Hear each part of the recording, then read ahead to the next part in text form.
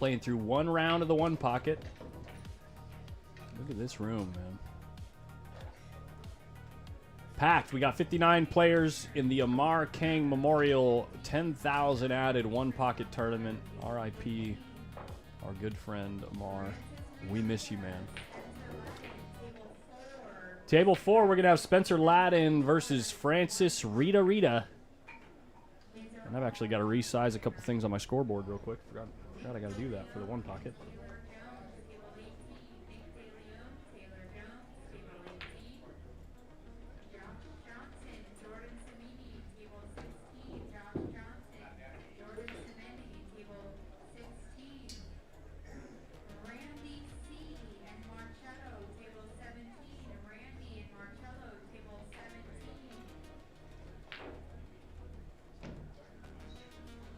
There we go.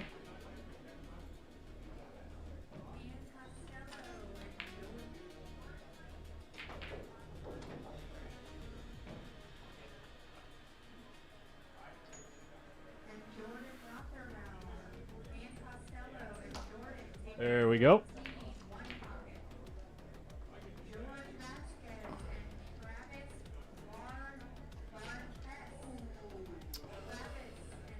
And here we go. We are racing to 3, guys.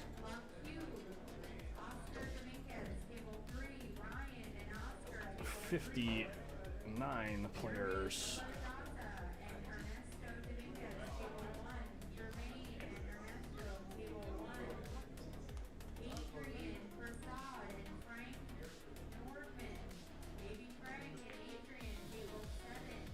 Mitch Ellerman drew Mark ESTIOLA in the one pocket.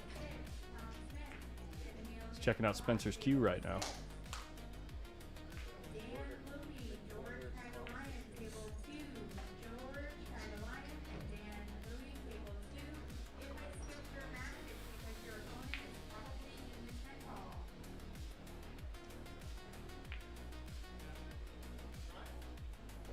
Right on, Kenny.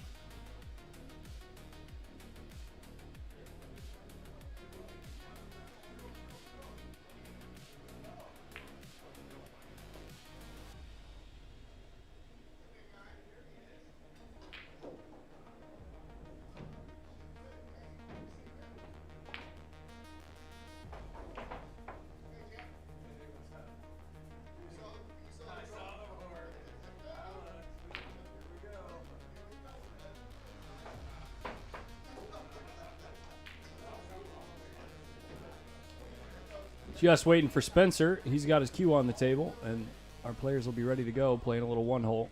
We're really excited to see some good stuff. Here he comes.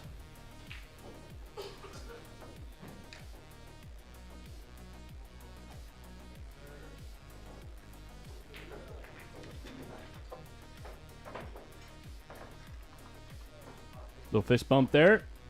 Francis going to practice his lag. That's not allowed. JK. And make sure everything's rolling healthily on YouTube. I'll be with you guys in just a moment.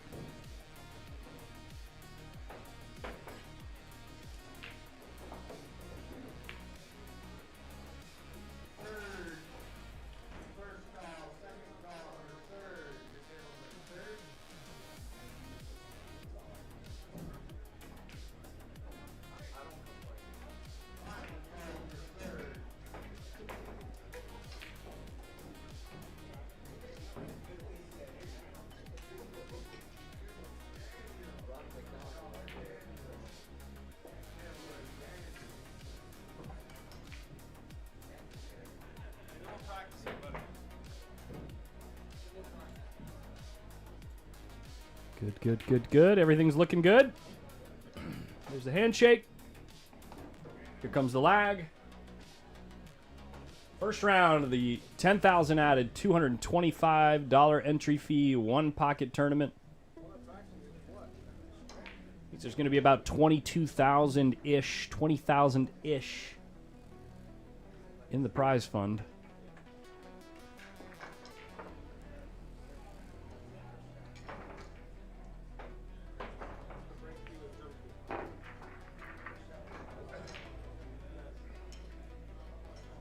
More than double in the prize fund, I would think, than the 10-ball tournament.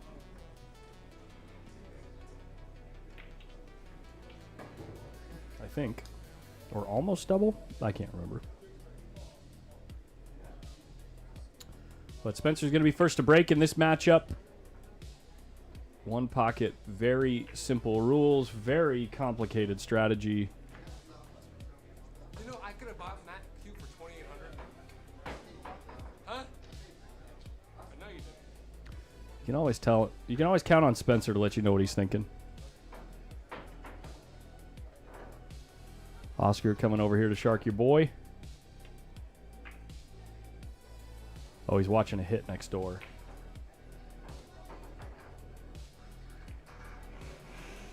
Hit it good. Decent break here. Access to the bottom of the cue ball for Francis, so he can use the one if he wants to. Normally, if you're frozen on the rail, that one ball stunning down to the 4 is not on offer. I wonder what he's checking out here. Can he see the 4 and bank the 4? That would be pretty unlucky for Spencer. Oh, wow. He played a carom. And sold out a bank. Sold out an easy bank.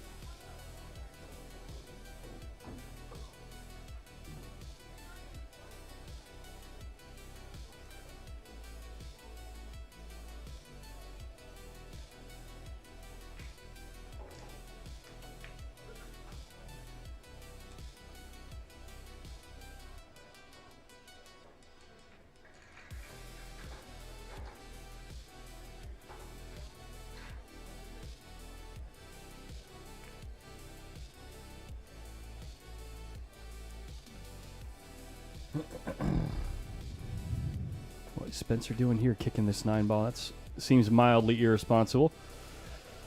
I bet he was thinking his cue ball would head up towards the 10 and the 2 to protect that 4-ball. That 4-ball is a prized possession for Spencer that will now be moved. And potentially even banked in Francis's hole. Wow.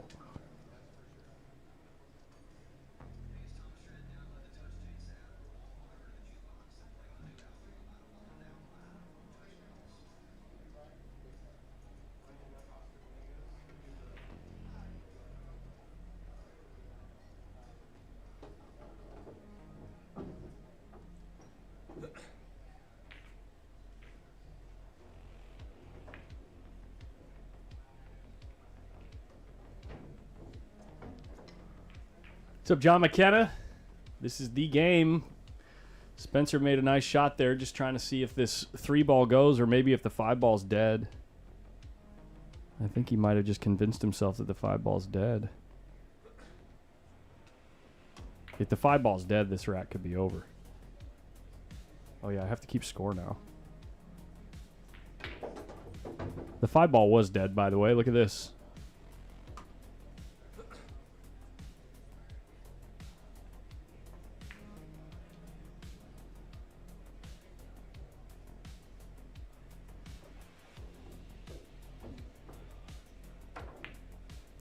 Mark Adams, try refreshing everything, like closing your browser and everything. Sometimes that helps.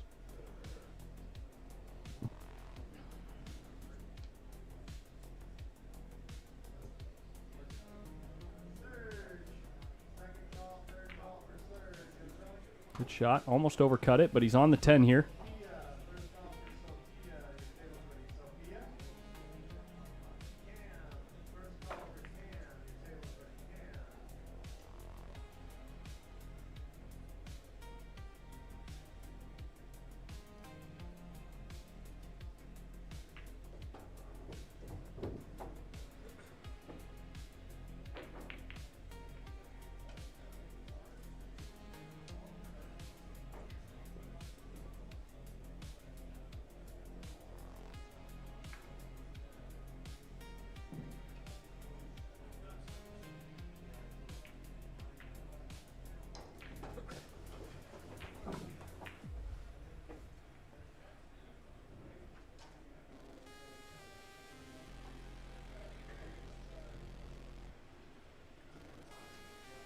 think Spencer has 5 here already. Yeah, that looks like 5 to me. Muy difícil. This spot is difficult. Yeah, I think you're best off just moving that 4 out of there, protecting your lead. I don't think he has a ball to pot here.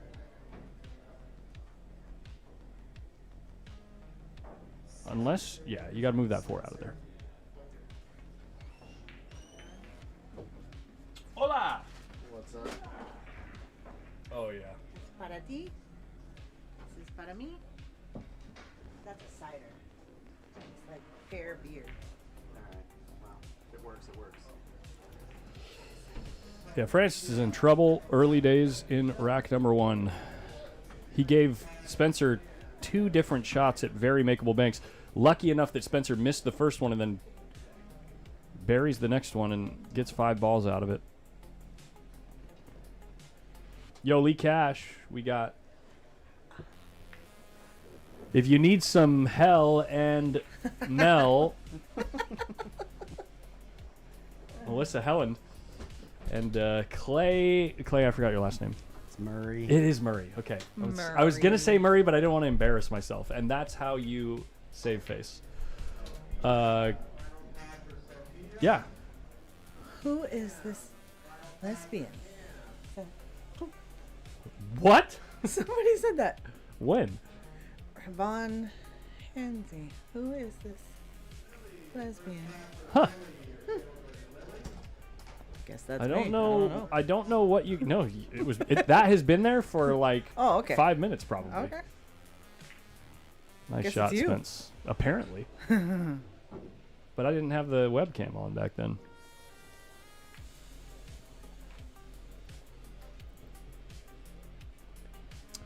Spencer needs 1 here, and he's on the 12.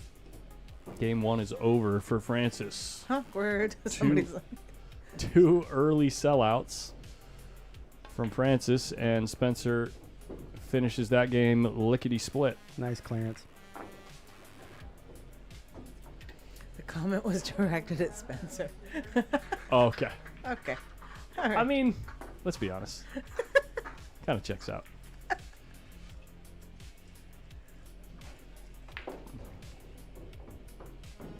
yeah, OB. I am just in here to hang out. 'Cause Yes. I don't really know a whole lot. About I don't know a whole lot about One Pocket. I love the game, though, and I like trying to figure things out and tinker, and I like playing it a lot. So, You and Mike been playing this week? yeah. How's that going? I was up early, and he's been clawing his way back. I think I'm still at maybe a game or 2. I think one of the funniest things I saw yesterday was you walk across to a pool table, and Mike comes following behind you with his cue, and then has to turn right back around because you were actually going to be playing Corey. I Corey, think. yeah. So Mike looks so sad. when I got the table, I said, "Get a cue," and he says, "Man, I'm busy." And so I said, "Cue," right? So I go out there, I start setting up the rack, and Corey walks up. He says, "Hey, you want to play some?" I was like, "Yeah, let's play some 10 ball." And then Mike shows up 2 minutes later with a cue, and I'm like, "You said you were busy. Sorry about it." Wow, that ball almost dead in the hole, and now Francis is going to be able to dish out a little bit of what Spencer just gave him in the last game. And you got to punish him after what he did in the last game. Otherwise, you're just not going to win this set. With the way the balls are spread right now, whew.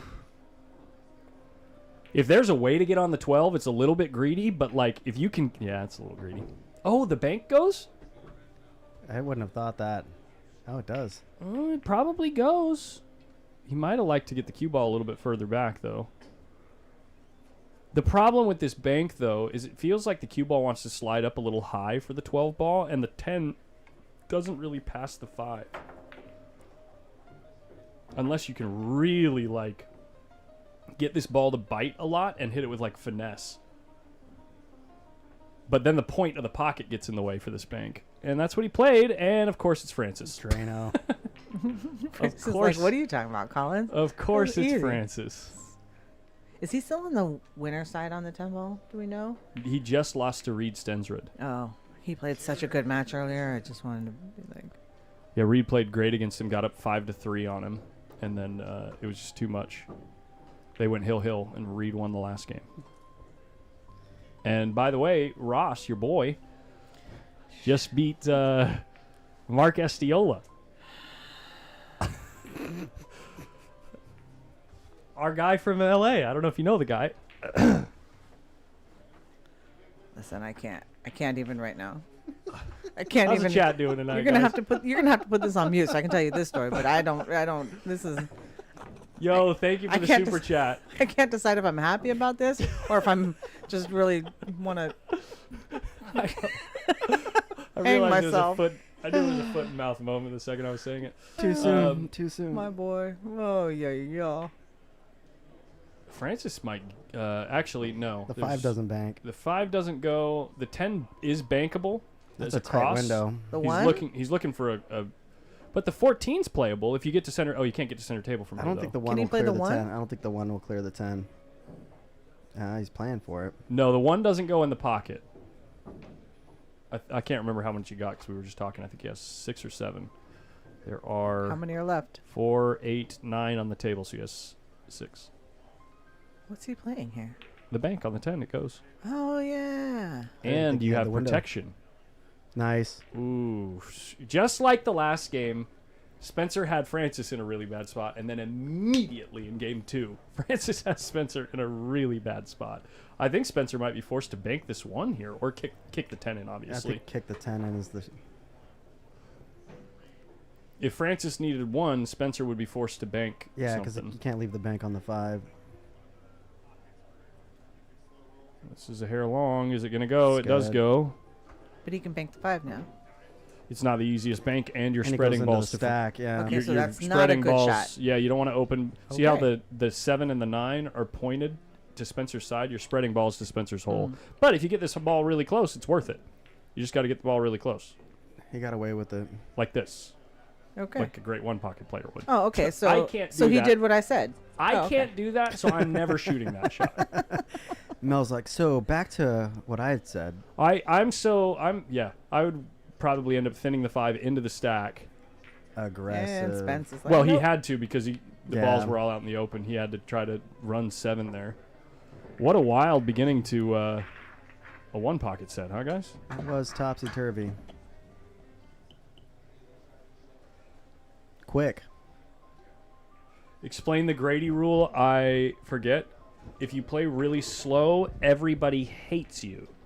Yeah, that's a good way to characterize it. If you send all the balls up table every single game, everybody hates you. That's the Grady rule. The Grady rule's meant to mitigate a 4-hour match, is basically what it comes down to. 4 hours plus. Yeah. Yeah, but is there an actual rule like something happens 5 to balls above the head string. Okay. And then the one closest to the head string comes down into the spot, if I recall correctly. That explanation left me more confused. Us too. Us too.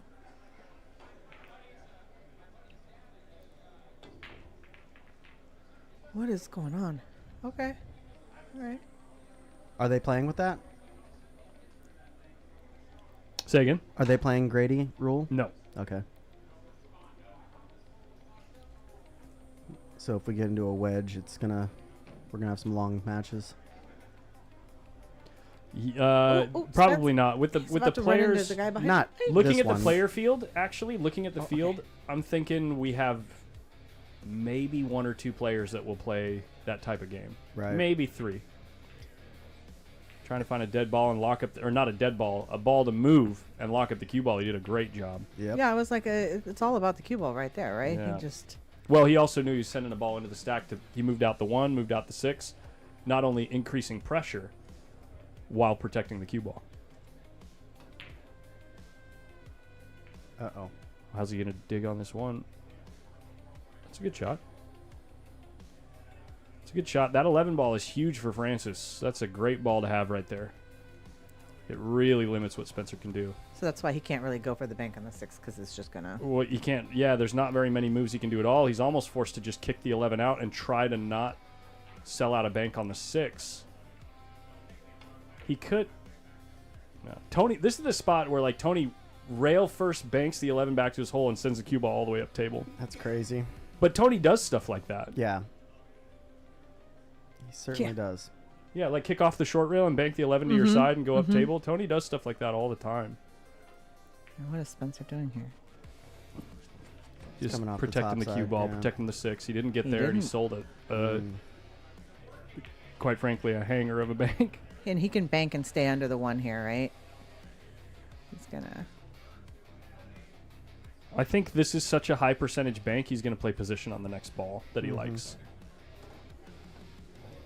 You're giving up the cue ball because your odds of making this ball, guys like Francis, guys like Steve, guys like Oscar, and obviously Tony too. See how he gets super aggressive with the cue ball. He didn't Yep. quite fade the 1. That was Yeah, unlucky. it was running into the 1 was the biggest problem there. The but 3-10's there, yeah? It's playable for sure.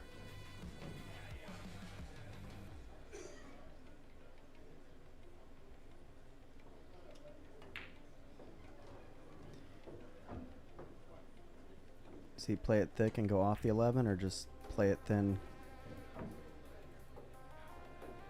Is he worried? He's kind of sweating it here. Is he worried about what the cue ball is going to do here? Yeah, because it looks like the cue ball has to go towards the short rail in Mhm. order to make the 11, right? And so when that happens, you're probably going to lose the 3 ball. So then what's your plan next? You got to make sure that this ball goes down as well.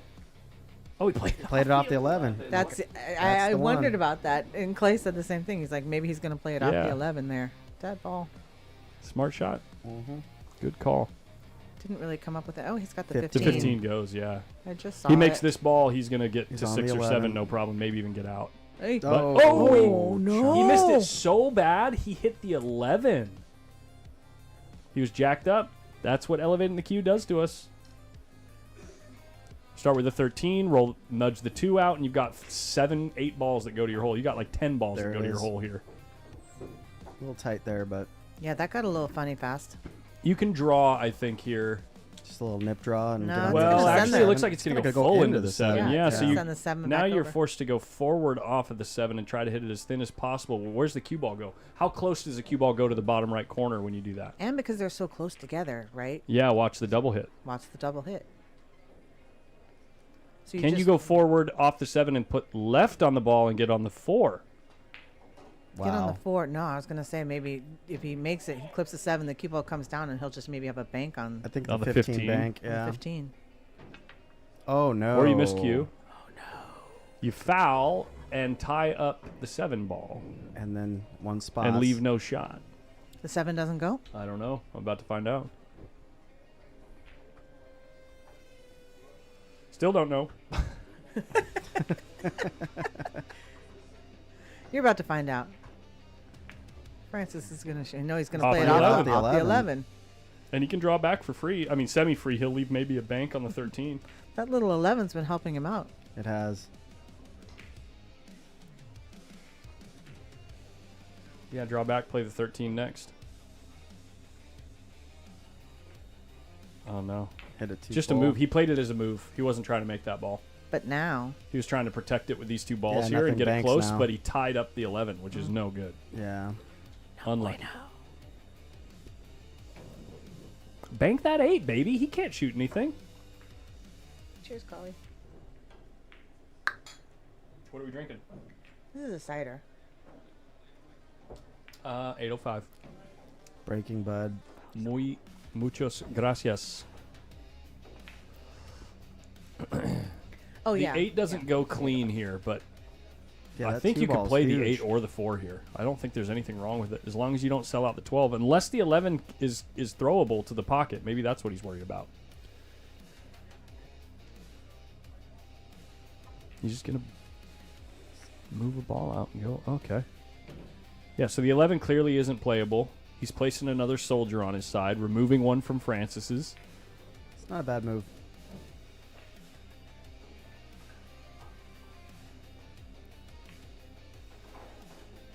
The thing Francis has going for him is all the banking lanes on the whole table are clogged for Spencer, so he can keep trying to leave him by his hole. But he also wants to develop the 11 ball at some point. He can't do it from here because the Yeah, that'd be 14's... tough. You might Bank be able it to... too fat and If you can kick the 2 and slide down, yeah. kick the 2 and slide down towards Spencer's hole. It He banked just- it fat. Yeah. That works. Just a plain move. Is there any kind of window for the 13? Doesn't really look like it. If Spencer can get rid of this 5 ball, it'll open up a ton of lanes for him in the future.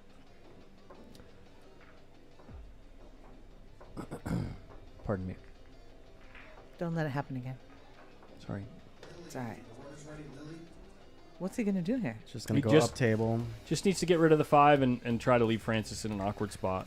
That 5 ball often ends up there, like off the break. Actually, I don't think in this game it's from the break, but there's usually a ball there after the break, and it's good to move or develop that ball because you're never going to have a spot where your opponent, intentionally leaves you up here, right?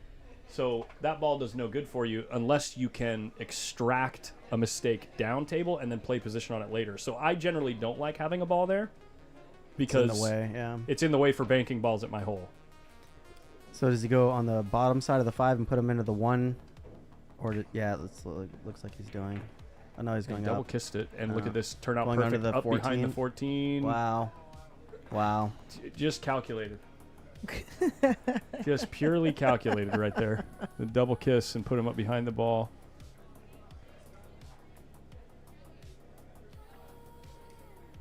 And now as Francis moves through the middle part of this game here, he's trying to disturb that 11 ball. Get it. Oh! Freaking made it. Wow. What a Damn. shot. That 11 keeps coming into play as a funnel. I don't think it goes. Well, not now, I think but it like, goes. I think the 5 might have a pocket, and he can come to the right side of the table. No, the 11 goes. nice. Yeah, this game's blown wide open right here, and look at how good of a cue ball he played from all the way across the table. Yeah, that was pretty.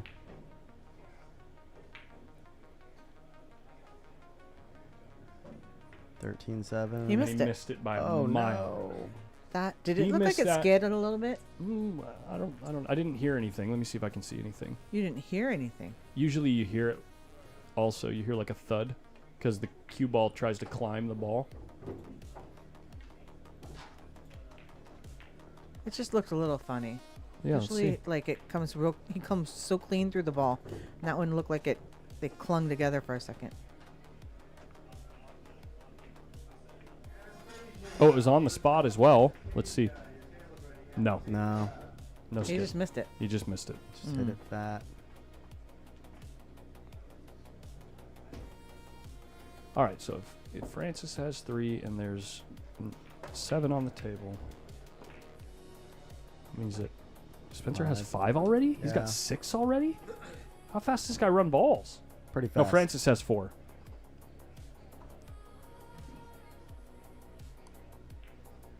Draw into the 8 and you probably can finish the game. Unless he doesn't have an angle to. Spencer can have 5 right now, does he? Trying to get a little cute here. There's still 6 left on the table. How can it be 5-5? Now That it's 5-4. can't be. Now it's 5-4. Good shot. Mm-hmm. Oh, Worth it. That works.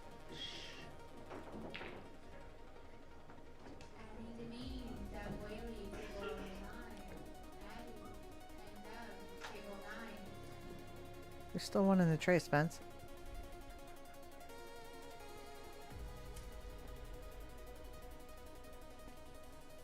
Is that Francis's ball that's in the tray? Why is Spence Mm-mm. leaving it there? No, he just overlooked it. Mm. It's a good shot. You're going to leave a bank, though. Bank on the 7. And go all the way up to the left side of the 5, maybe? If you can. Okay, so Spencer has 6. Mm-hmm. That was Rita. There you go. Right, because Francis just made his ball. Yeah. That's why he has 6, yeah. You're okay with giving up a bank on the 1 if the 7 is close. Need this ball to get nice and close. It's in the hole. It's in the hole. No, long. And you can get that out. He can dig it.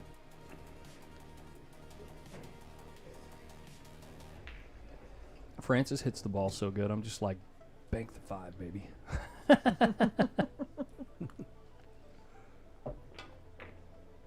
Oh, no. Uh-oh. Is he gonna get the cover with He's the gonna double up, Oh yeah, triple up? triple up. Yeah, And I don't think the that's four the old goes. triple double. I think the 4 goes. You think? I don't think it goes past the 7. The 4? Yeah.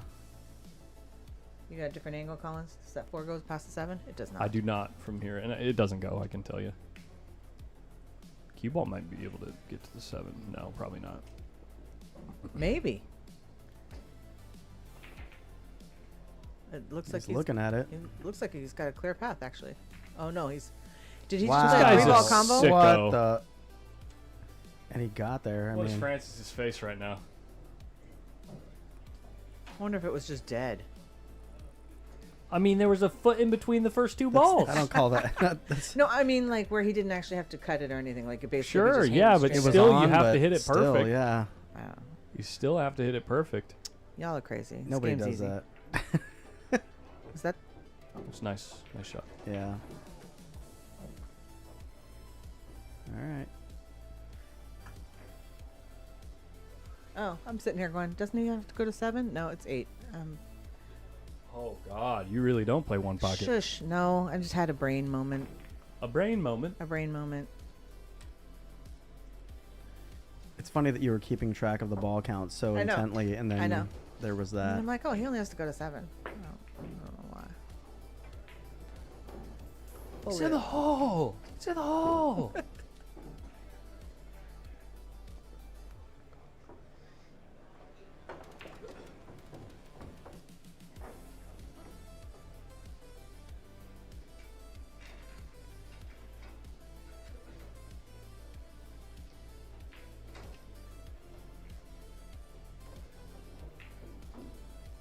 So what's he doing here? Is he banking it to his hole? Yeah, just removing this from Spencer's side and Going not to the losing the cue ball. Holy crap. Spencer's going to cut this 4 ball all day and lay the cue ball down on the short rail. Unless he can bank the 8. That's tough. I mean, he's kind of in the lead here, so wouldn't he just kind of maybe play? You're safe and just supposed take it so out? old school rules say take that ball out every time. Yeah. But Spencer is such a good ball pocketer and such a good shot maker. Yeah, he's gonna That, be aggressive. and he's got really good touch, like as far as understanding how fast the object ball is going to move. Mm-hmm. So if you put that right next to the hole, it doesn't matter where you leave the cue ball. Oh, he made it But he made it anyway. Wow. So and took care of his cue ball. and the other thing with the newer school way of playing the game is all the top players, all the best players, if they have an opportunity to put their opponent away, they're going for it. Because they don't want their opponent to have the chance to Right. manufacture a better position. Yeah, the whole lamb lion thing has kind of taken a back seat to the more aggressive play. And these guys are both good enough shot makers where they can actually, they're good enough executors where they can actually start playing the game that way and it be proper, right? Mhm. Where like, the old school way, they're playing on nap cloth, they're playing in, really sticky conditions, especially if they play it on tight pockets. It's like, you just have to move and you have to play the conservative route. But the game's just changing. I think this ball banks. I think the 6 ball banks from here. No, it doesn't. He's kicking it. No. Is that good enough? Francis, if he can see the whole 8 ball, he could bank the 8 past the 12 and try to get the cue ball on the other side of the stack to protect all those balls that he has. Bank Let's see the if he has 8 8. past the 12. No, he can't see enough of it. But if he could see the whole 8, Oh, I see what you're saying. bank the 8 this way. No. Well. If you could do what he can't do here, Okay. bank the 8 this way, and then the cue ball comes out over here to protect everything. I see. Because what he has there with the 6, 10, and 11 is a huge advantage, like, as far as the ball position goes. So you want to protect that if you can. Do they normally keep? Don't they? Aren't they? Oh, he made that ball. He played all cue ball there to try to protect again. He was trying to protect 11, 10, and 6 because they're in such a strong position. If Francis had a ball on the short rail, it's like an indefensible position for Spencer. That's how valuable those balls over there are. Yeah, he's just keeping the initiative by putting him behind the stack and leaving that layout. Somebody said, He's- "What up, Clay?" He's playing the combo here. And he laid his cue ball down. That's a great shot. He's essentially forcing Francis to either take a risky kick to get safe behind the 12 or remove one of his own balls from his side, or at least move it away. I think Francis has to kick between the 11 and 10 and try to get on the right side of the 12. Or take a foul. He might be able to take a foul 2 rails into the stack if he doesn't leave a shot on the 12, but he's going the move his own ball out route. Trying to bank it back.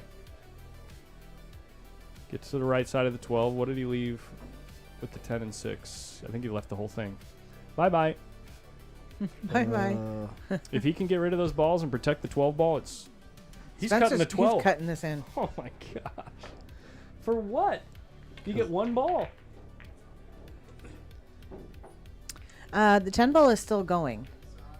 I think they're probably down to like 32 now or 64. I'm not even sure. Somewhere around there. They have 8 Yeah. on the winner's side and somewhere around 12 to 16 on the one-loss side.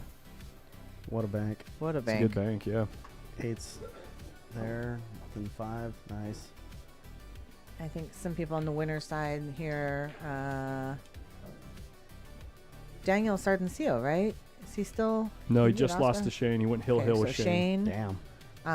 Mitch He Ellerman. was up like 5-3. Damn. Got to the hill first. Had 2 or 3 open shots, like with real chances to get out, and just didn't quite get there. Wow. Uh, Wow. Boys playing strong. He's playing playing great. good, yeah. Shane dodged a few bullets in that set. I think the guy that's saying hi to me is a friend of mine, Daniel. So Okay. The one What one up, piece Daniel? sauce. yeah, Daniel P1. What's up, P1? Let's see.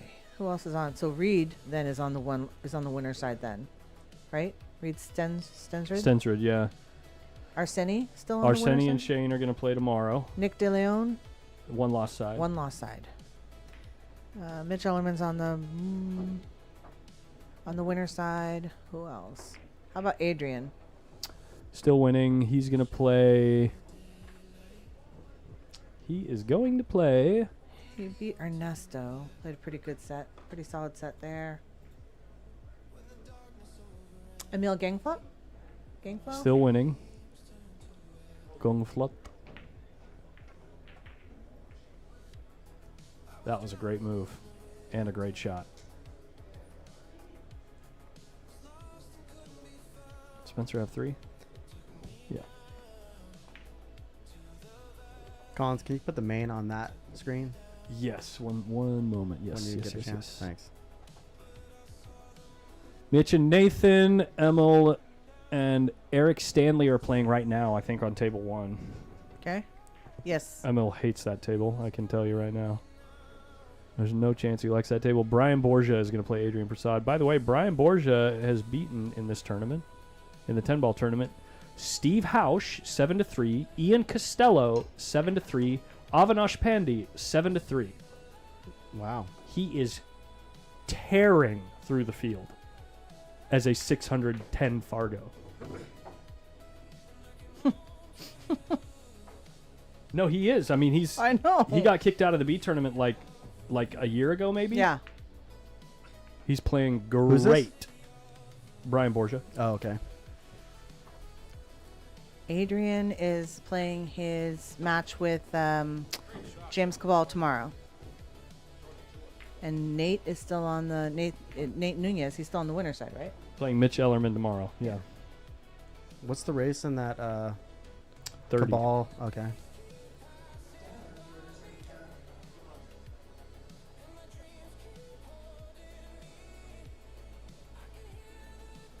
They're playing for a few cheeseburgers. Cheeseburger. Yes.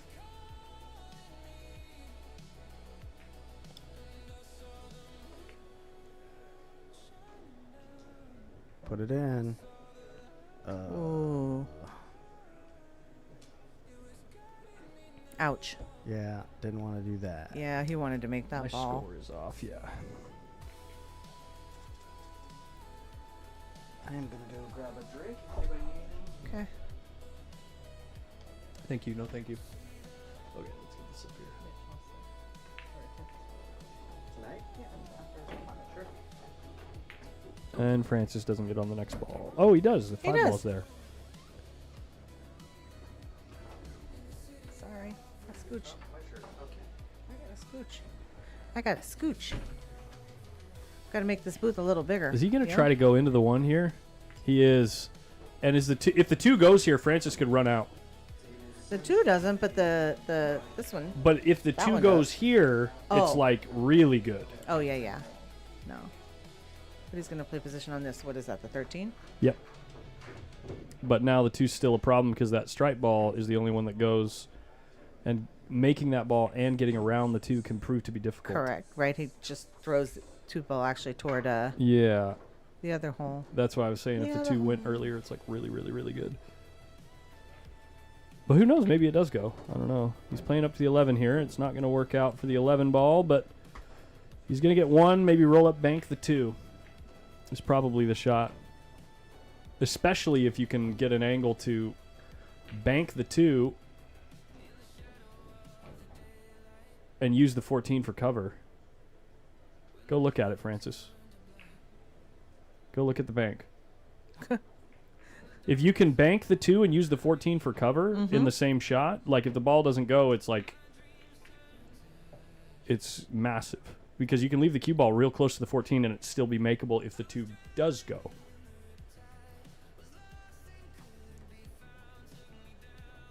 He's looking at it right now. I think that's the shot here, is to just roll forward right where he's looking right there. Make sure you don't end up on the rail. That would suck. Yeah, this is touchy though, right? Yeah. You're gonna go forward. You go forward just a little bit too much, and you lose it.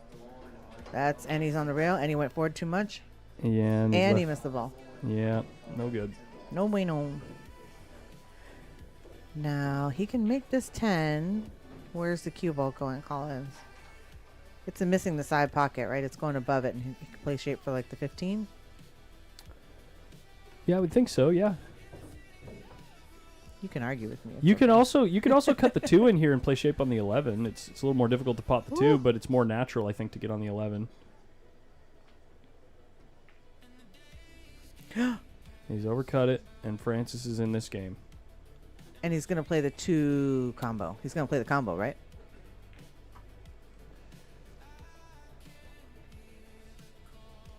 Yes. I don't like doing that personally, but It's so deep in the hole, it's hard to play shape on sometimes. But if you play the combo here, I actually rather enjoy playing shape off of a ball like the 4 ball. well, you're weird, Collins. Yeah, sure. I'll show you. We should talk about it sometime on the table. I mean, I'd like to explain how I feel about those shots. I just treat it like it's not in the hole. I treat it like it's out in the middle of the table, and I'm like super specific about the hit spot. And I like to use stun with spin a lot more than anything else. Yeah. I'm not opposed to it, and I feel like I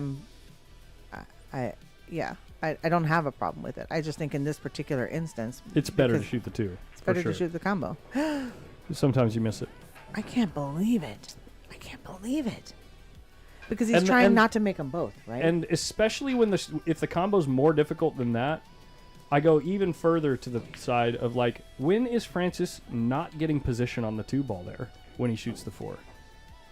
I know tons of people disagree with me, and I'm probably wrong. I just feel really strongly that way about it. But also, when would you expect him not to make that combo? Let's be honest. I don't know, bro. Bro? Yeah, bro, it's like a term of endearment. I know what it is. I started calling chicks dude in my dance class in high school. There are some girls out there that get so they do not know. want to be called bro. I'm like, I know. whatever. It doesn't bother me.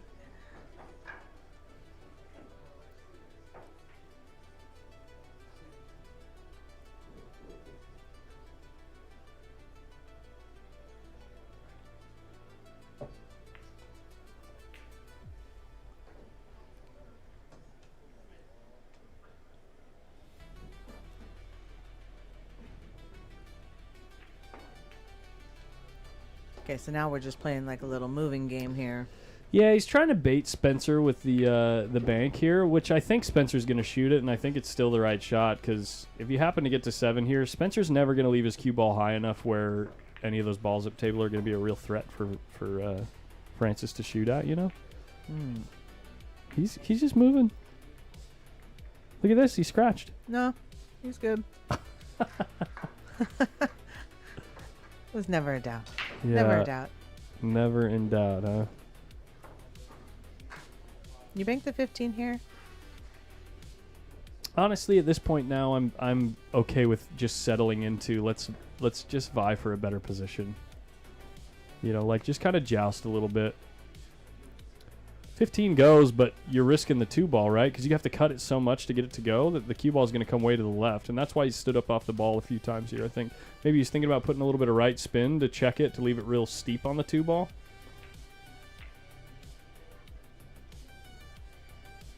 He hit it great. Look at this shot. Even Spencer's like, seriously? Okay. That's a great shot. Call me bro one more time.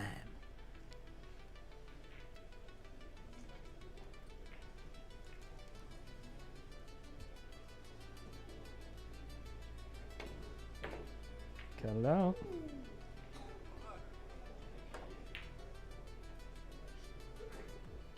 What's the move here, Collins? Well, I mean, the 15's cuttable.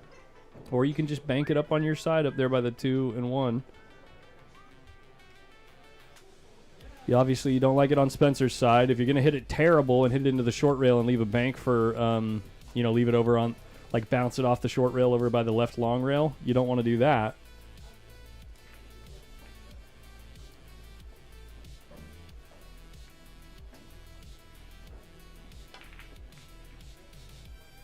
Yeah, you don't want to do that so either. Aggressive. He's gonna get lucky though. Well, he just believes in his ability, you know. Yeah. I mean, this isn't a hanger because he's got to put a little on it to avoid the scratch here, right? Yeah, So- he's got to twist the ball and draw off of it, it looks like. Which, I mean, it's fully makeable, right? You would Right. bet on him to do it, but I'm just saying it's not quite the easiest. Ooh. How good can you hit a ball, dude? 2 rail the 2? I think I got 7. I'm gonna dink a little bit, man.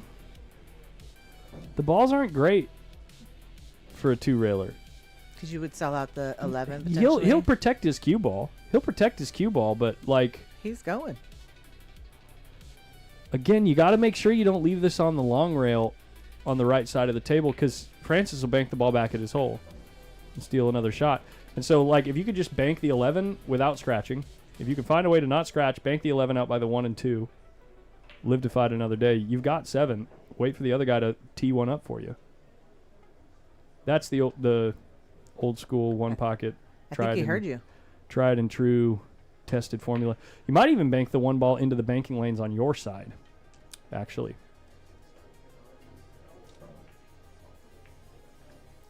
You do risk leaving a 2-railer for your opponent, but you'd almost rather Francis shoot that shot because he's liable to leave you a return bank. He went after his hole. Oh my And gosh! he's gonna he sell sold out. the farm.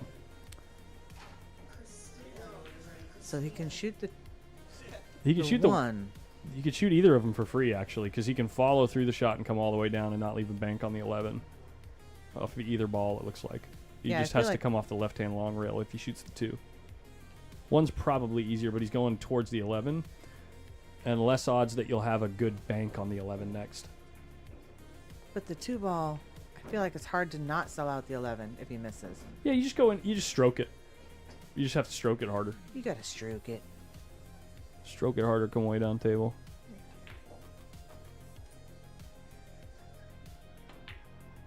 He missed it by a mile, and that's why he ran into the 11, and he didn't sell it out.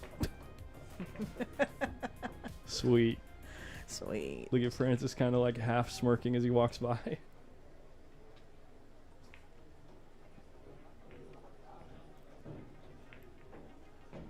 Francis is one of my favorite people when I come up here. He's just a good guy. Super friendly. He's trying to cut this ball. What a And sicko. he did. What a sicko. That's that And game. that's match. That's the match. Oh my gosh. So fast. Just too busy playing on your phone there, Collins. Yeah, I know. I'm settling into the weekend. Got a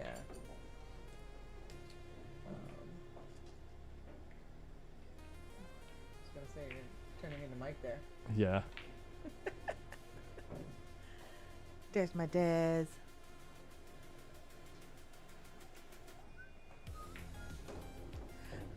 Who is this? Robert Millay. Good player. Yeah. Can you not? What? Can you not? What? Can you not? I'm looking at Mike over here. Mike is little one hole. Who you got? Who do you draw? Oh, Ralph DeLoyne.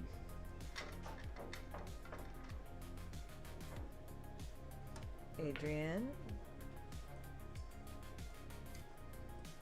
Also playing a little one hole. That's Adrian's go-to position. You guys have all seen SVB, right? Is there a cue in here? Hand me my cue over there. It's in the corner, way in the corner.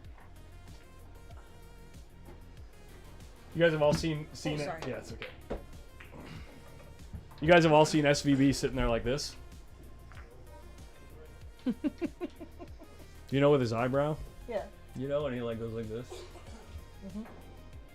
Right? That's Adrian's go-to position. He's looking right at the camera. How does he know he's on camera? Because the TV's out there. Oh.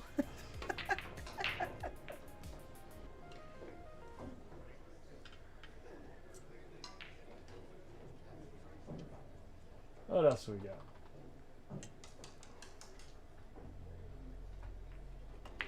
Oscar playing somebody right next to. Ernesto and Jermaine. Mm-hmm. George Pagulayan and Who's that under there? Oh, Dan Louie. oh, Dan Louie. And Oscar and why don't I know who this is? Why don't I know who this is? So He looked unamused. it's so uncommon these days to see someone that you don't recognize.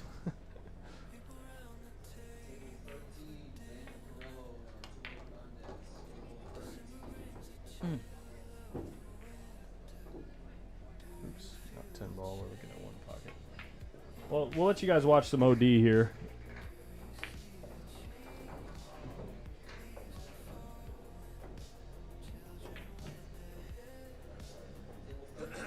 Later, Edie. Ah.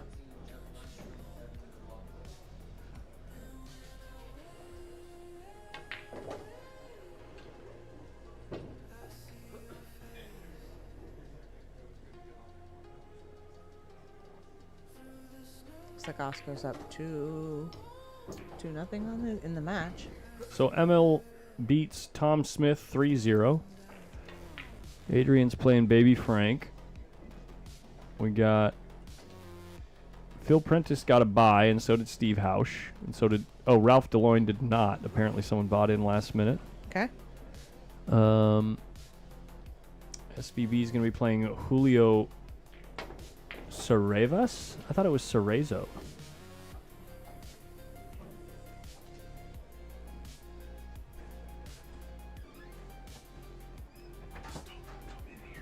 Oh. Look at what you got. Oh, what's up, Mitch? Hi, how are you? I'm a little belly hooked at the moment. We got Ryan LaRoque is playing Oscar. There's not a whole ton of action, or I should say, there's not a whole ton of compelling action left over. ESTIOLA again? When are you guys playing? You guys haven't played yet? No, we have not played yet. I can almost guarantee you they're going to call you on table 4. Okay. Just looking at the rest of the bracket, Cool. I would assume that's going to be the next one called on 4. So they played in the 10 ball. Yep. Do you know what happened? Mitch obliterated him. No. You were down 2-0 and you won 7 Score-wise. straight after that. That's not an obliteration. He was nice enough to let me back in the match. Whatever. Yeah. Whatevs. I felt bad. I broke got in the booth. terrible. I was going to I say got- early in the set was I all broke I watched. terrible. You broke really so bad, yeah. I don't consider that playing well. Sure. Well, from what we watched, you played pretty good. Post break though, you got that I like. did put on my big boy britches. I Yeah. do need to learn how to play safe. God, I was my gonna cue say ball your run out sucked. game post break right now has got to be. I mean, you're looking better than Shane right now post break. Ooh, it's a good thing he can't hear. Can't hear you. Can't hear you. It's Yeah, a good yeah. thing he can't hear you. Yeah. He What? will come over here and be like, "You want to flip the coin?" Yeah, exactly. I haven't watched him break though, so I don't know how he's breaking. I'm assuming he can break, but he's kind of doing some things that he might be known for. yeah, there you go. What? He broken ran 3, missed the 1 ball. I kicked it in, missed the 2 ball. He ran out, broken ran out, made 5, played Okay. safe. I kicked and he So ran he's- out the set. So he's breaking pretty good. Breaking pretty good. Okay, He there never you go. made less than 3 balls in the break against me. There you go. I had 2 shots. It was fun, Yeah. and it was over in 15 minutes. Why don't we watch some of the kid? How's that sound? Watch some of the kid play some one pocket against. Now this is one of the guys. My husband. My Hey. husband. He said I'm leaning some one pocket, but Le- learning He's- some one he's pocket. leering some one pocket. Let's watch the kid play. This is one of the guys in the field. Frank is one of the more old school, old Chicago style players. And this is Adrian playing. Okay. The Yeah, kid. so this is obviously young, super aggressive firepower, and he's quite smart these days. I mean, he's played a lot of one pocket, Adrian has. But Frank knows he's outgunned here, and he's already a bit of a, not afraid to send them all up table kind of player. He looks like he should be in the cast of The Sopranos. You don't know Frank? You know Frank. I don't think I do. Okay. He's got the impeccable hair. That's what I'm saying.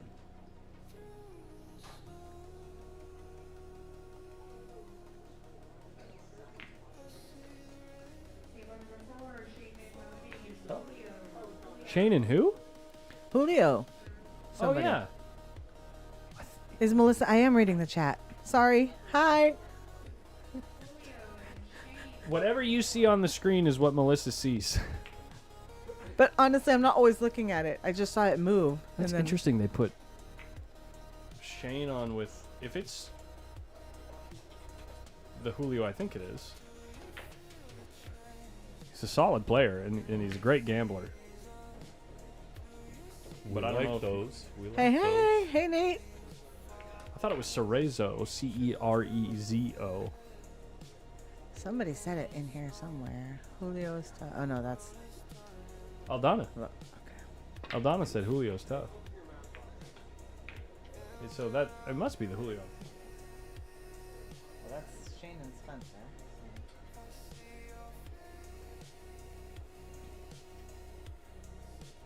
Julio's tough and Baby Frank is tough. This is a Baby Frank that's playing Adrian right now? Okay. I mean, he can play. Frank can play.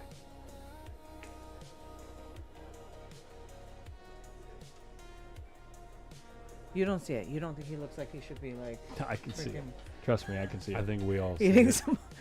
some pasta, like taking people out back, like. Yeah. Yes, we are looking at the video on screen. We're gonna take them off at the joints. Right? It is Julio Cerezo. I wonder why it's Cerevas in the. I probably don't know his name, I guess. SVB is here.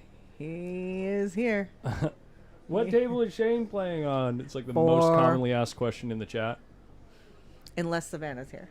And then it would be what table is Savannah No, playing on? it's still Shane. Still Shane? It's just always Shane. I cannot believe. I mean, I love watching me some Shane, trust me. But I cannot believe the amount of people that will only watch pool when Shane Van Boening is playing. Hey, I'm not gonna lie. Back in the 90s, Yeah. think about how popular basketball was because of a certain guy. Oh, sure. Who? Everybody only wanted The to watch Michael Jordan. Who? Everybody only wanted to watch when MJ was playing. Same thing with golf and the ratings with Tiger. Oh, Tiger. How far are we? Have you have seen all the fallen? AI videos of him crashing No. the Masters? Literally crashing. Oh no. Oh no. It's gonna be Shaney Poo. Why doesn't he like it? Julio is a good player. He's a smart player. He plays the game tough. But we will more than likely witness the oppressive power of one of the best to ever do it. Yeah, speaking from yours truly here in the back, Shane's given me some of my most substantial beatings in my career. Mhm. Yeah. Yeah. Well, And he just makes it look like a joke. yeah. Kind Well- of like watching Mitch run out 10 ball. No. Listen, this morning was my Look first. how close to the rail he's breaking from. This is a super aggressive position to break from. This morning was my first Shane experience, and it was the worst beating I've ever had in my entire career. It was pretty And he gnarly. he hit it decent. Oh, he let the cue ball come Yeah. out. Oh, okay. Yeah. I like it. He didn't put like a lot of inside on it. Let the cue ball roll out. I'm assuming he was Center thinking table. about 4 or 5 more balls were going to come out to his side the way he was breaking, but he only got 2. He doesn't look happy. No, that was actually a more passive break. When you have your cue ball a little bit more off the rail, that's when you tend to see people get more aggressive. But that's also Interesting. when the I was taught bottom these- ball. I was actually taught the exact opposite by the guy that the tournament is named after. Amar would break from the rail, like about where Shane was, and he would load it up with inside, and he'd actually play with so much inside that it would kill the cue ball and slow it down, so he'd hit it with more pace. And Yeah. some of the breaks, I could pull you up, show it from the diamond one pocket open that we had. I mean, the amount of movement he would get in the spread, and he would protect the cue ball so well. No, but that's why you watch, Sir Tony, his brother from another mother. Yep. And then you watch Pagaline. You watch, who else? I mean, Filler, even though he's just more of a tremendous ball runner and the guy does anything he wants with a cue. Yeah. But, like, the people that break where it's, like, half a diamond off the rail and they hit the ball with low inside. Yeah. So it kind of kills the cue ball and they can get away separating the rack a little bit more. Right, that's the way But that it is Amar a would little play bit it. more risque. It's because risky of and how aggressive, you yeah. sell out the corner ball. Right. I plan on selling out a lot, so you'll see it live and in color. Yeah. I actually want to see if I can pull up an example from that tournament because I did stream it.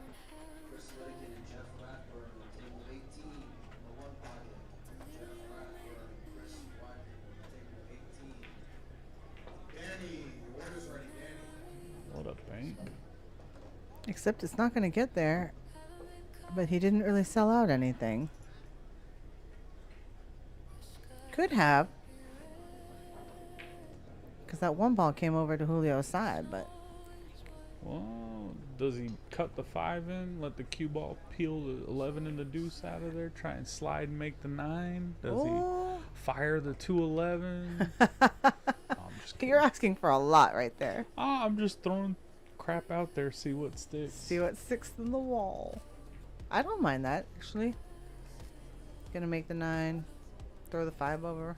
I mean, I'm a lefty and I'm belly hook, so I definitely don't know if I'm cutting the 5. But I'm taking a look at that 11 into the long rail off the 9.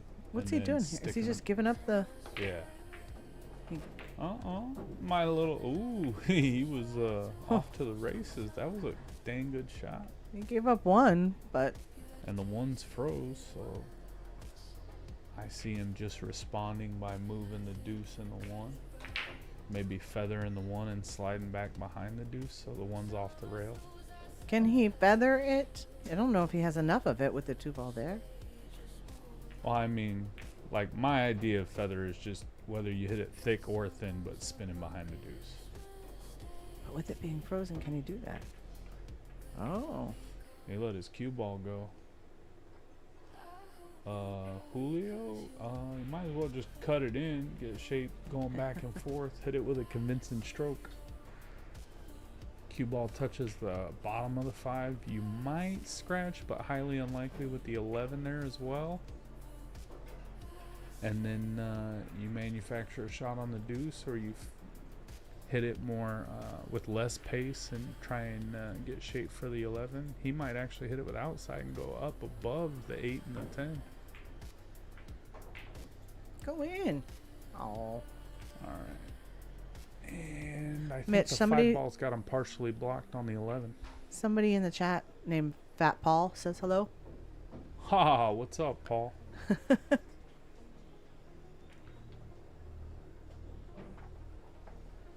Collins has gone quiet. He's on the hunt for something. I was on the hunt, but it's actually funny and ironic because the one time that I see him getting a really good spread, I don't know if the table conditions or whatever it was in the moment just were lending to him deciding to move over.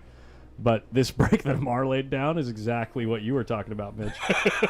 It's so funny. I'm telling you, I'm speaking from experience. but I actually talked to him about it, and he described it exactly as the opposite. But this is Amar breaking from. Yeah, see the Look at cue look at ball, this break, and the he cue ball. always put his cue ball. So there. I'm gonna talk like a nerd, right? I'm not saying I know everything or more than anybody, but I'm just showing you like physics and what I've experienced. When you move that cue ball outward and you're sliding it with low inside, low has the resistance of going forward. Then you slide into a mass much larger, being all 15 balls, kind of captures and hits the brakes on the cue ball, which is why it slides and dies off the rack. And then that inside English holds it close to the rail when it lost all its momentum. And that's why you can You kind play of it like see a drag players shot. get a little bit more aggressive with speed, and they separate a little bit better. So if you're a one pocket degenerate like myself and you want something to experiment with, that's my 2 cents. Take it or leave it. Yeah, Mar just explained why, because I asked him why he breaks so close to the rail, and obviously he didn't in that break, but he just explained to me that he gets more moving towards his hole, is what he's told me anyway. So yeah. Oh, bracket says Shane's a 704. They were having some problems with the digital pool and the. well, digital pools, the numbers next to their name on digital pool is not their Fargo rate. Oh. It is a player rating system that has something to do with some type of algorithm that Digital Pool came up with. And I don't know how it works exactly, but I've been told that it is not your Fargo rate. Okay. Sometimes it's exactly your Fargo. Sometimes it's close. Sometimes it's not even close. And I think it has more to do with your performance in recent Digital Pool tournaments or something. I don't know how that works, but it is definitely not your Fargo rate. Pretty sure Shane hasn't underperformed down to a 704 level. In Exactly. And I don't So- know how it works, so maybe the algorithm's like on the fritz or something, or Yeah, it had like Daniel Sardencio is like a 498 or something. I mean, it was exactly. It had someone else's a 400 that's like a Yeah. 760 or something. crazy. So Digital pool caught the flu. yeah, and I've had players like when I was running tournaments where they're definitely a bona fide 450, but it had them down as a 620. You know, so. But then you have other times when it's exactly their Fargo rate. So I don't know how it works.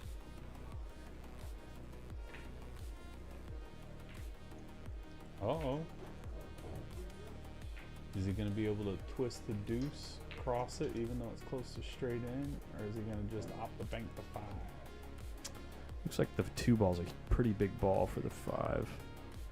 Oh, that's double What? kiss lane. Yeah, when the 2 ball's straight into your opponent's pocket, that's the double kissing lane. I was So, talking like, about right here. banking the 5. I was saying the 2 ball's a big ball Yeah, for the well, 5. That's what I was saying. He's going to shoot the deuce.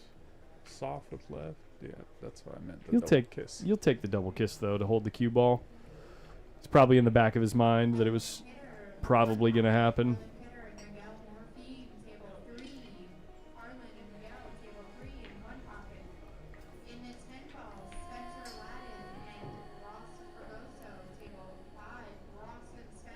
What are you doing here, Shane? Protecting what he has. He's protecting the 7, protecting the 5, using the 10 ball. That's a great shot. It's basically putting Julio in a trap. Julio can roll to the short rail here and give up a big move, or bank the 4 and pray. Somebody said, "Listen to Mitch at all times, Colin." I was just sharing what I was taught by Listen, someone else. I have to say, you were over there hunting. You were over there searching. You could have just kept it to yourself. It takes a big man to basically say, like, hey. Well, the only example that I found where Yeah. he got a good spread was where Exactly and what I was, Mitch was talking about. but I only looked briefly. I'm sure I could find something that Hey, supports it's your what I was world, sharing. man. I'm just supporting the little bit that I've contributed. Yeah. All right, so the cue ball leaked out far enough. Is Shane gonna pipe up and back cut the 7, run into the 5? Probably not. I don't think he can. Can he pass the 11? No, I'm telling you, my eyes aren't as young as they used to be. So I mean, there's a line I used to see where I'd pipe up and take a look at it, but definitely doesn't look good. Banking the 10 looks good. Playing the cue ball to the long rail and just moving. Oh, he got aggressive, tried to make it.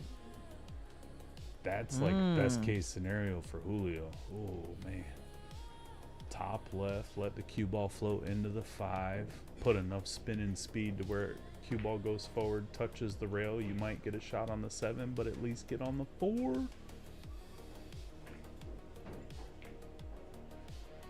So I would gonna hit it a little bit swing? harder. Because now you're like, Well, he has to give him that ball, though. oh yeah, he's going to.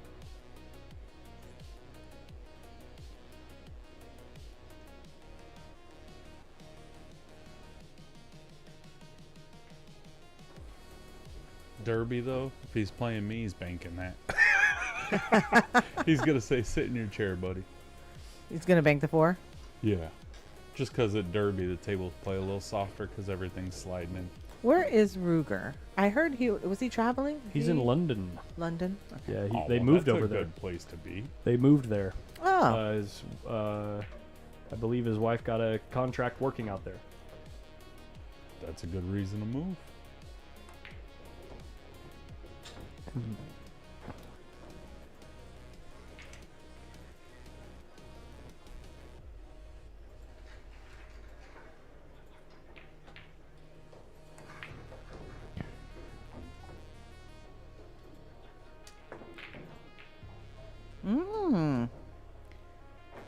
How do I give Julio 1? Right? Julio needs one more. 1, 2, 3, 1, 2, 3, 1, 2, 3, 1, 2, 3. No. Oh, no. But it was 1-1, but then didn't Shane just make the ball for him? Yeah, there's 2 on Julio's 3. Okay. Does he hit it with enough spin to run into the 4? Yes, he does.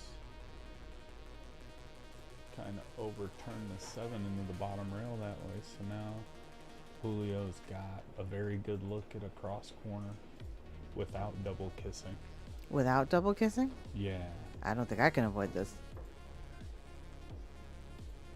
Top hair left, about 40%. Yeah.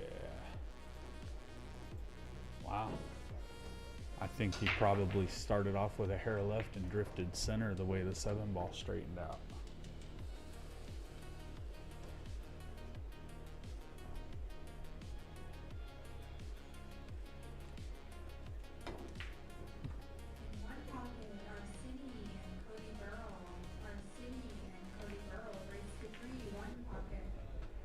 I think I might be up on the next available table. Oh, yeah? So if I have to depart, You can Okay. depart. I'm just forewarning. Yeah, I'm assuming they're maybe just playing most of the 1 pocket on diamond tables because they're still playing the 10 ball out front. Okay.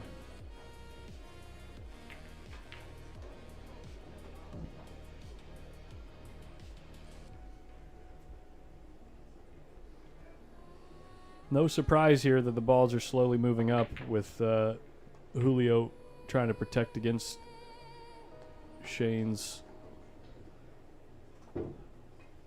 Shaneness. Shane's Shaneness. You know what I'm saying. Do I?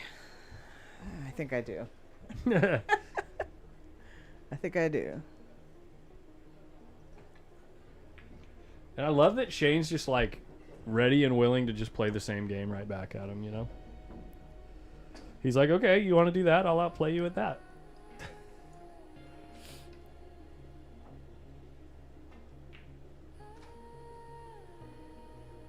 And it's so interesting when you get in these spots playing one pocket. It's like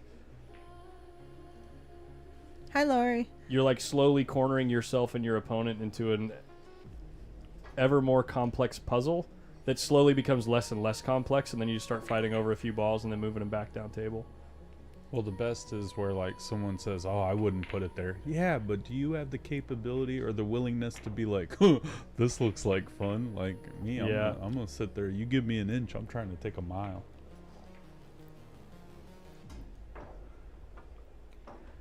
And low Shane don't look percentage for super someone happy. else is like, you know, someone else's wheelhouse. Right, exactly. And this is the only game where you're really, really, really playing your opponent in every single shot. So the more that you know about your opponent's specific skill set and kind of like what gets them excited, you know, whether that can get them in trouble or be something that they can use to their own advantage, the more you know about your opponent, the more you can use, you know. They said Julio is weaving his web. I hear you, baby. I hear you, Robert. I mean, Julio's a very, very capable player, very knowledgeable player. He knows his percentages. He's always in the grease. And actually, this last year, I've seen him the least out of most of the years that I've been here, but obviously he's here trying to show himself, show the world something. Ooh, what a Do you think he played that spicy as a attempt. carom? What a spicy attempt. He played that as a cut and a bank? It's a hell of a shot. I mean, it looks like it.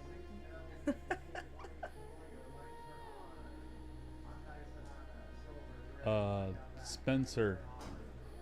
That would be Spencer's car. The lights are on.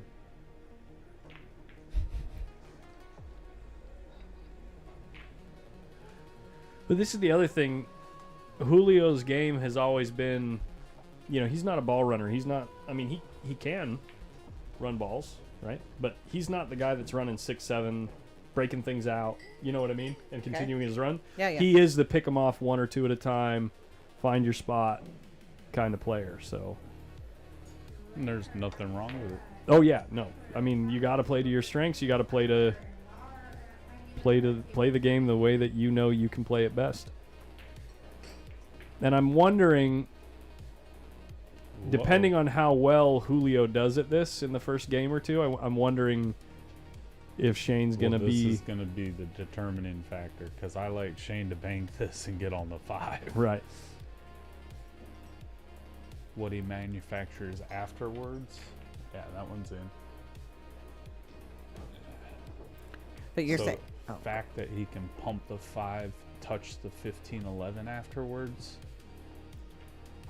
I was just saying, like, I'm wondering if Shane will even make an attempt to not let Julio play the game that he wants to, and be maybe mildly more aggressive in the early game if he thinks that Julio's not going to run, you know, more than 2 or 3 if he gets an opening. You know what I mean? Just gonna soft twist this with right and lag it over there.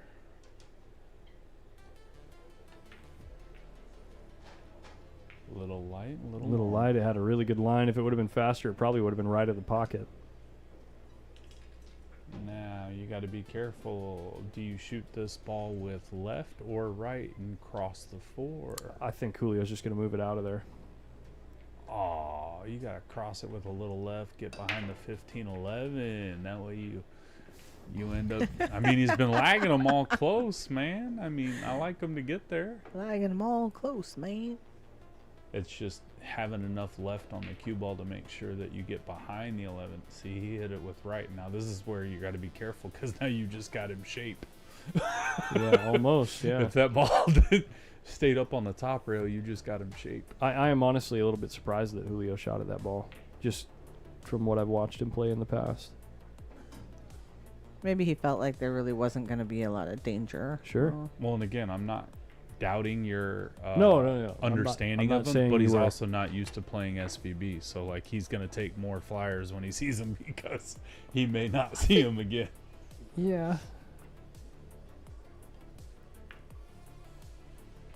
Julio's smart. Julio will Yeah. sneak up on you. I feel like a player like Julio might be, and I don't know a lot about him, but he's like so established and knows who he is as a He's player. a gambler, and he's matched up with everybody. Yeah. Like, so I don't think out of all the players that don't play pros a lot, I don't peg the SVB effect to be much of an issue for him. You know what I'm saying? He's not He's not here to impress anyone. He's just trying to play the starstruck. game. Yeah. That might be a problem, though. Well, he put him on the 13, but he put the 2 real close to his hole. So Shane has to make this ball. I'm not saying he's not the favorite to, but like this doesn't have to be made 100% of the time, even by a guy like Shane. It doesn't have to be at all. Yeah. Of course, today it is. And the 2 is just barely not quite bankable from here, it looks like. Maybe Evan Lunda. Maybe Shane Van Boening. And he twisted off the rail. Beat the kiss. Not quite to the hole. And this is bankable. This is like the Jerry This is Johnson bankable? special. No. You don't think he can hit this straight at the rail? Miss the point? I'm going to politely decline. But I've been wrong before, so.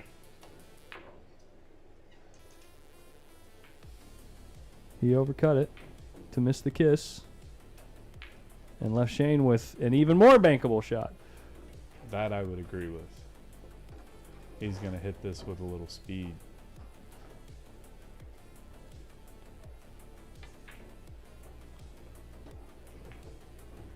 Easy peasy.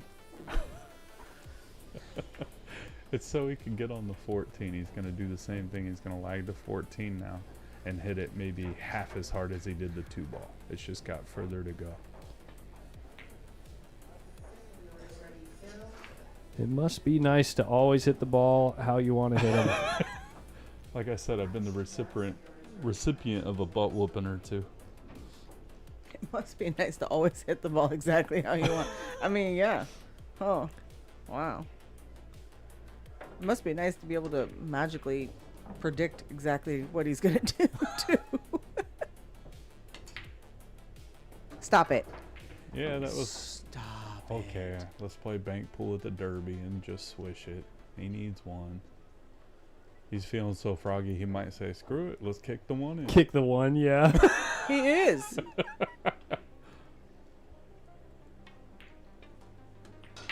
Oh, he well, hit that terrible. He didn't even get a rail. Worth it.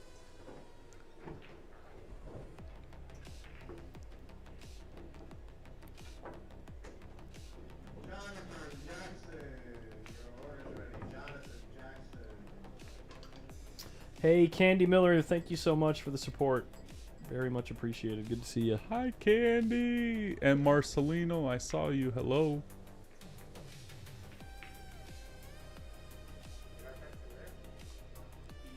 See, my quirky self, I'm looking at that 15 ball goes towards my hole off the 11, play the 11 over and just draw the cue ball up to the top rail.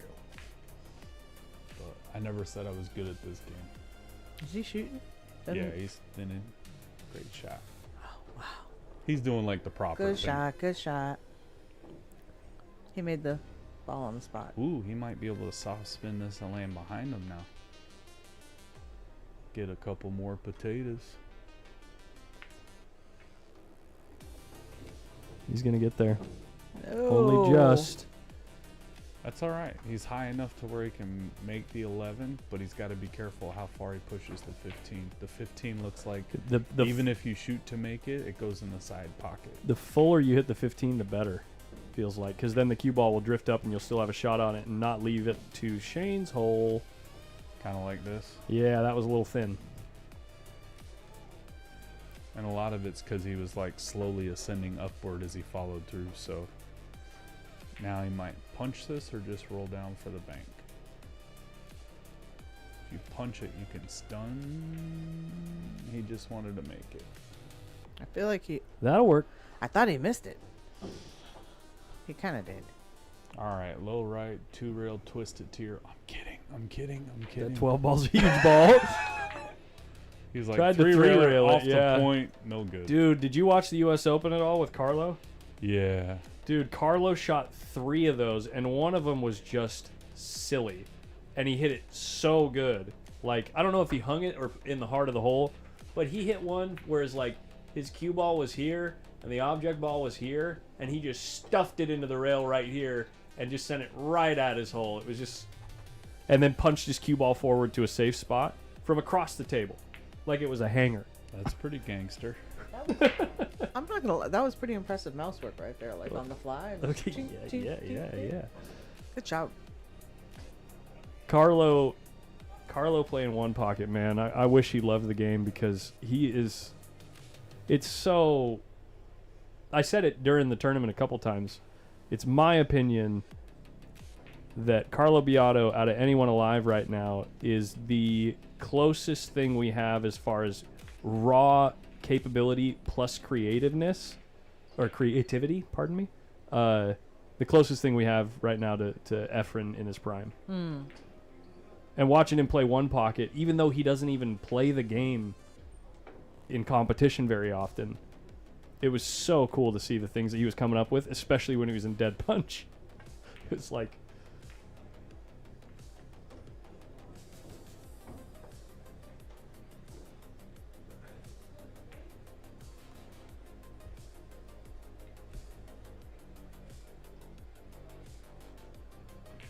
Oh, here comes the deuce. He tried to 2-rail it, hit it a little thin. I like Julio to leave this ball in the hole. I don't know if he's going to swish it. Somebody called you Mitchell. That's a guy that goes by the name of Bend Over because he bends all the way over. Mitchell Cabo. That's my Peruvian name. Kababalubian. No, it's Mitchellaya Kababalubian, all right? That's my Peruvian Kababalubian. name. Yeah. Nice. Kababalubian. Remember I said the whole Magic Mitch thing earlier? Yeah, that was my other life, you know. Kabababuli. I can't even. Kababalubian. Oh, he's going to kick it and send it around the world. All right, that's what I would have done. He's gonna sell out a bank. Well, I hope Julio has as much success as SVD. Oh, that's SVB Ben. did bank in the 8. I just saw who that is in the chat. That's Ben.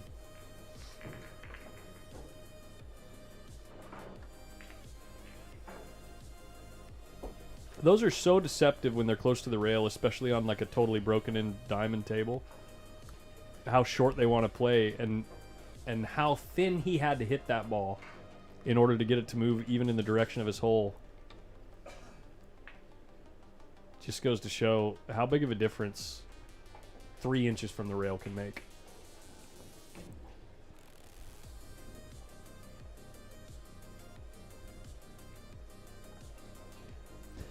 Jimmy's Discover, you can adjust your quality settings on YouTube. Just hit the little gear and select 1080p, and you'll be able to see. It's probably set to auto right now.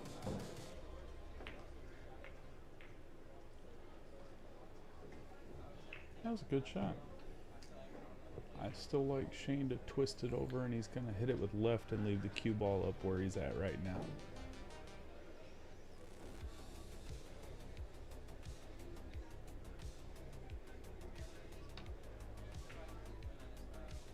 Long. Launch the scratch.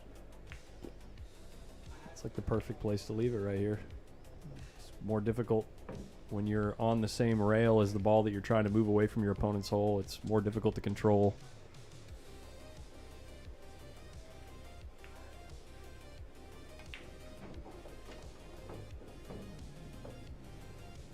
Low right. Cue ball goes diamond before the side pocket. Master's chop. Watch out for the return Not bank. Look at the enough. perfect speed control on that 12 ball. Just send it around the table. Hey-oh! All right, In one at a time. unison. All right, in unison. you You get see that? this mic work here? I'm in the booth with a couple of ringers. One at a time, Wow. Julio. Put this ball down. All Actually, right. take two. Why not? Natural shape. Yeah, Get take the two. 11 Put it and two down, rail baby. with Let's threes. go, Julio. Notice how he hit that with a little more convincing Let's stroke. go. Get up. Let's go. Well, I'll just And this one, I'm lagging to my hole because I'm not going to get an ideal bank on the 3 anyway. I just want to try to make sure that this ball, if it doesn't go, it's going to be scored for me so we can both have 7. Yeah. He Oh, did not no. hear you. He disagreed. Oh no. He's like, I made it in the wrong pocket. Disagreed. Now, the only other thing that I'll say is make sure you hit the ball the way that you feel good about hitting it. You gonna cut this in? No. Yes. It is cuttable from here, yeah, but I wouldn't be surprised gonna if he bank it. doesn't.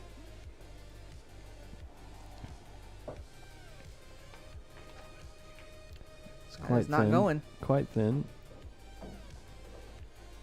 Well, the return bank here is uber thin. Uber thin.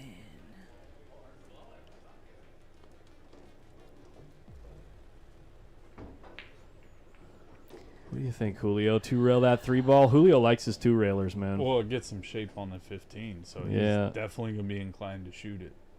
You're not worried about does? leaving a bank for Well, Shane? at this point, he's thinking he's going to make it, so he's like, I'd rather go down swinging.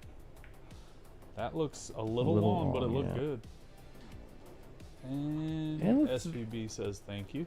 Well, the 15 might be in the way here. It's close. No, he's going to hit it soft and land at least under it. Yeah. Yeah, it does go just long of the 15. Barely misses it.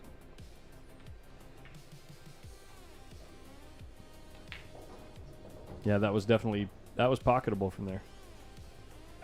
Ooh.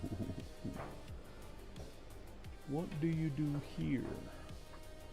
I go to the bottom rail and try and kick the 3 over and just hard enough to not make it, but leave the cue ball up by the head string. Like off the Sometimes point? You get a little, sometimes Yeah. you get a little nervous, overcook it, and then the cue ball comes around. You're like, hey, here's a cut shot on the just a 15. There you go. Ultimate disaster if you catch it too thick and you double kiss it, though, if you catch it Yeah, too but thick I off the mean- rail.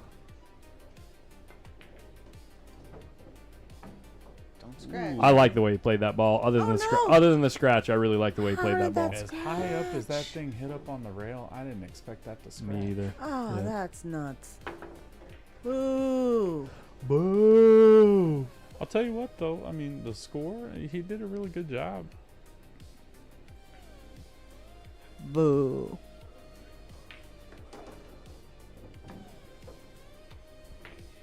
Ooh! Where was this guy at 10 a.m.? God freaking.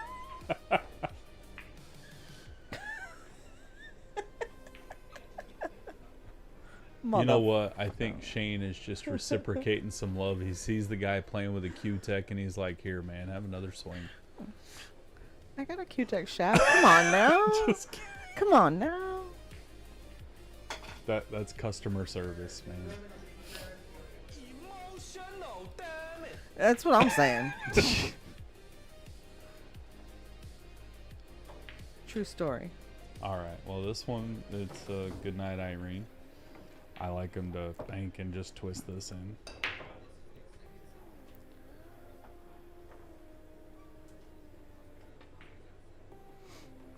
It's close. But no not cigar. Quite. Man, I'm talking a lot of crap over here in the booth. I did not play quite. in the one pocket. If you cannot tell from my commentary, there's not much that I know about one pocket. So I'm just appreciative to be sitting in the booth here with Collins and Mitch having a good old time and Man, learning things. if the 3 was a hair to the right and the cue ball was a hair to the left, I like the double kiss. But here it's a little bit awkward. Even just banking this 3 off the point to try to bank it up table, it's really awkward here. That's what he tried, and that's why it's awkward. He hit the point on the other side, and he ends up scratching again. This poor guy. Come on, Shane, shoot another spot shot. Oh, man. I'm not gonna lie. It is maybe a little too warm for me in here. Sure. You need some air conditioning up in this. Yeah, when they don't run the AC in the room, it does get rather warm in here. Hey, y'all do a great job, though. That's Man. 2 for 2, baby. Shane's like, what the heck's wrong with this spot? That's what I'm saying. He says it's got to be the spot. How's it the spot? Have you seen that clip? How's it Hold, the no, spot? no. Have you seen that clip of Steph Curry? Steph Curry Yeah. bouncing the board. He's like, hey, bro, I know the basketball comes up better than this. Yeah. They get out And then there he and goes replace back the and- board on the floor. No. That's where, when it happens like that and Shane does something like that, I actually am inclined to believe him. Stop. All right, you 4-rail the 5. You come over, get shape on the 3. Yeah, it's a slice hanger. it down the rail. You 3-rail the 12, roll forward, and Actually, you're out, right? better yet, 4 rail the 4, come 3 rails around and nick the 12 so you can open those 2 balls up, play shape off the 3.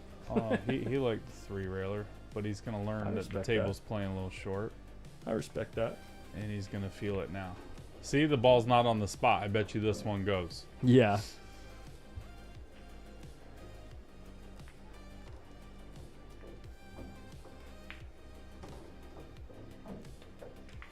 It's in the hole.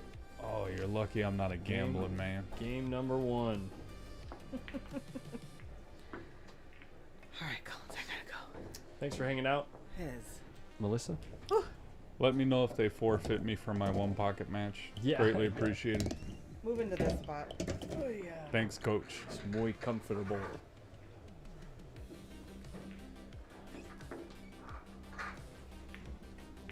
Ralph DeLoyne donated these chairs. Oh, way to go, Ralph. Yeah, he his company he works for was doing a remodel on the office, and they were just chucking them, and they had bought them like 2 months beforehand, brand new, $400 a piece.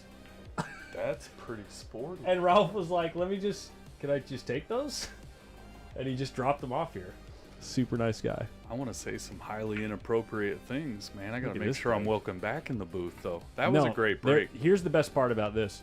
There are no rules. Oh, well, in that case, Ralph, you're like a sore dick. Wait, Those are pretty actually- tough to beat. No, I'm just kidding. Actually, no. Seriously, when you're on the mic, you can say whatever you want. Seriously, you can say whatever you want about the players as long as you're not like spreading bad rumors about them that No, they can't defend no. that they can't defend themselves about, because they're eventually going to hear about it, and then they'll chew you out, and you have to deal with it. Listen, I've been around a long time. I don't say anything I'm not willing to say to their point face. blank in Yes, person. Exactly.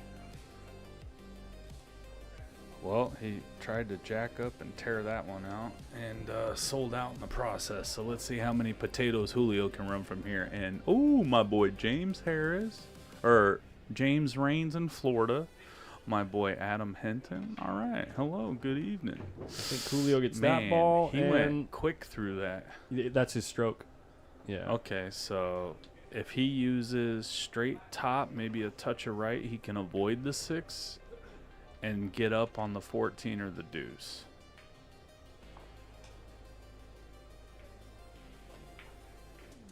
He went right at it. Okay. All right, this is a shot that SVB played. You play the 6 off the 11, up table, and it goes, that looks like a half a ball hit. You hit it with a hair right, and the 6 goes in your hole. Yeah. Put the cue ball on the 5, or on at least on the other side of the 5. Yeah, at this point, yeah. See. He's just clearing them. I'm just saying it because the guy that I watch shoot it is the one playing. So Right. Yeah. yeah, this is a snazzy setup y'all have here. I've been in the booth before. It's nice to be back. Yeah, it's been, what, a couple years? Year and a half? Yeah, it's been a while.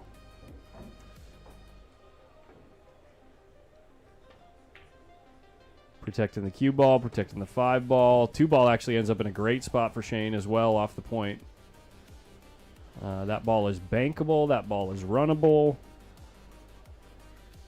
If he gets any kind of opening from Julio, and Julio has to now protect against the 5 ball.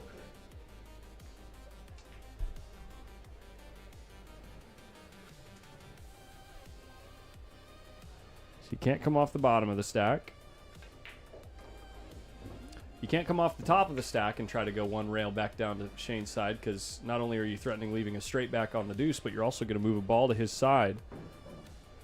I mean, a lot of it is, it's all circumstantial, right? You could almost go long rail to the left of the 11 just ticky the 6 and say, all right, SVB, do what you do, Come and on, then camera. tell him to shoot it, right? But, you know, I've died many a moons that Yeah. way. So I kind of like Julio to just come off of one side of the 11 here and just come back down table and yeah, leave that's a a look good at shot. the 2, you know, Yeah, because that's a good shot. he doesn't really have much else, and he's just trying to get out of the inning here, you know, or take a foul and kick back to the other side of the stack somehow. But what's he doing here with the 14? Shane's keeping him honest. He was trying wow. to take a foul there, I think. Yeah, but stretched out and you're nervous. It's Yeah. easy to overhit. So he took the foul and got the guy positioned.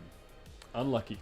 So I'm willing to bet that it's 7 from here, but I've been wrong How's he gonna before. open the stack? He's going to float over, get on the 4, Yep. or he's going to go at the stack right now because the 5 ball's there is insurance. A little bit of insurance, depending on if he Yeah. goes to the left side of the 7. Oh, would he's be really drawing good. it, getting on the 11. Must be the 4. Man. Oh, the 11 passes the 4. This is okay. So, not that I'm in complete disagreement, but I didn't even see him walk over to see if the 11 went. So Sure. he just already knew. So now he's going 11. Wow, it barely passed the 4. Barely Alright. passed So the now 4. the 5 ball with top left, go 2 rails, get on the 4.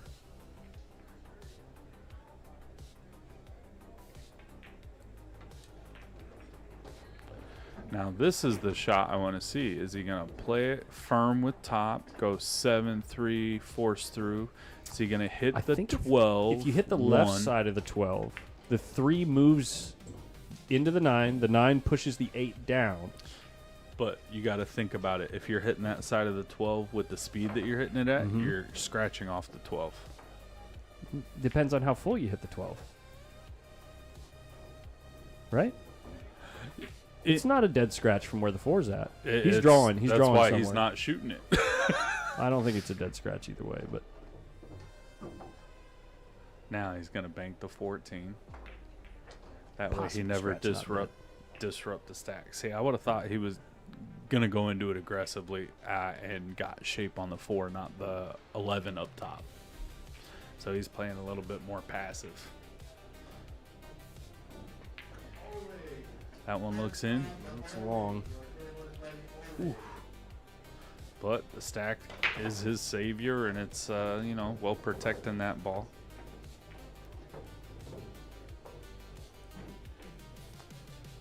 Okay, Julio.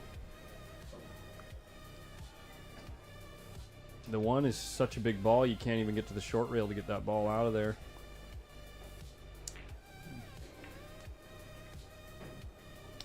Look at him. That's an expression of... The best way I can describe it is the first time I experienced a moment like this, I was playing Jeremiah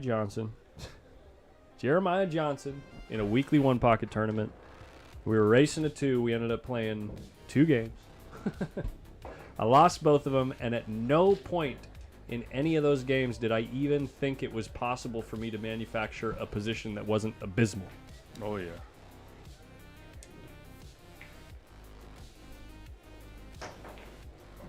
No rail. Yeah. By the way, Julio Cerezo probably plays about even with Jerry.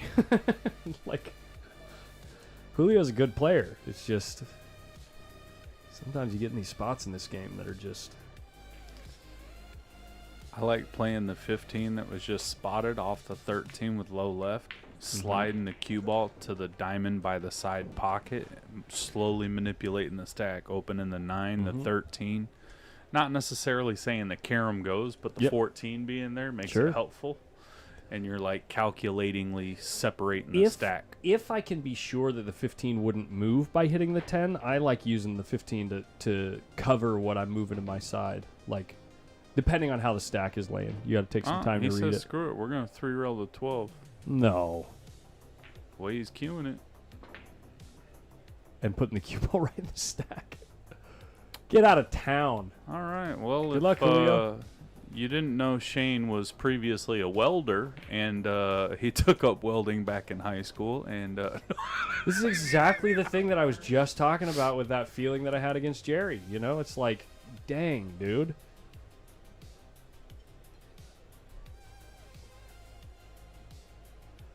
Time to matches start tomorrow? Yeah, usually around 10. I think they're scheduled. They are scheduled at 10 a.m. Winner's side match at 10? Correct. Yeah, from the 10 ball. I'll be playing Nathan Nunez. Yeah, good player out of Fremont, California. Young player. I think he just turned 21.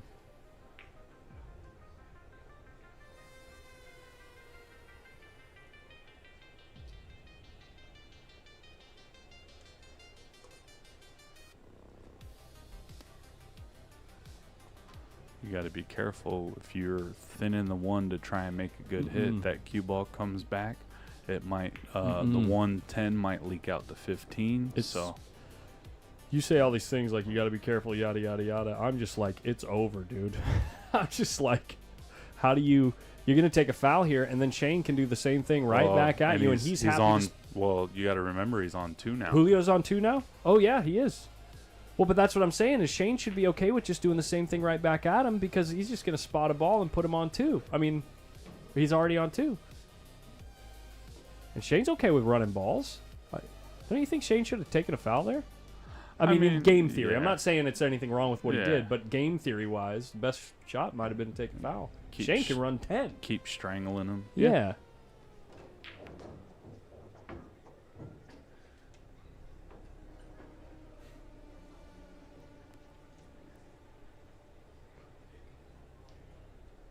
One of the local big money players here was talking about playing Alex Pagulayan, getting a spot. Alex going to like 12 or 13, right?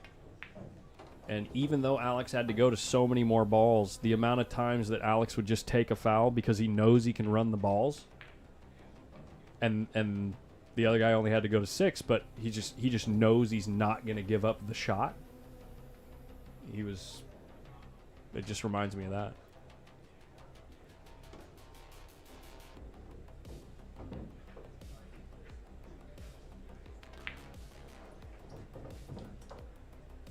Look how thin you can hit that ball, man. Protect that 14 like it's your firstborn. And he did a great job.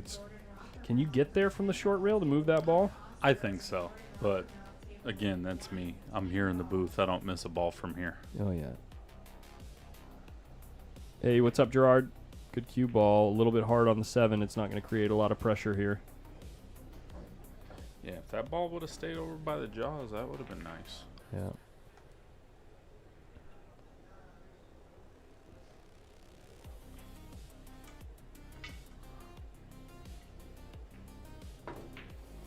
It's a little short.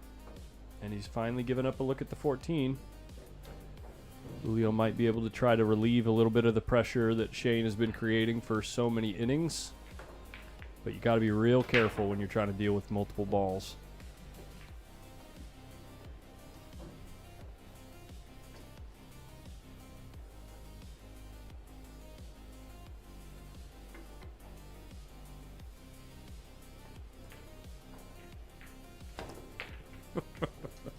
Thanks, Randy. No, table 1's gotten me quite well. All right, so 12 ball. Table 1's a joke. Table 1 is a stuff of nightmares. In its current condition, it's zero fun. All right. He's got natural angle to get on the rest of the balls. He hit it with a touch of inside. Cue ball got away a little bit, but I like him to, especially now that the 1-7's tied up. That's damn near a free shot at the 9 because he's going to roll forward and then bank the 7. He might even shoot the 15.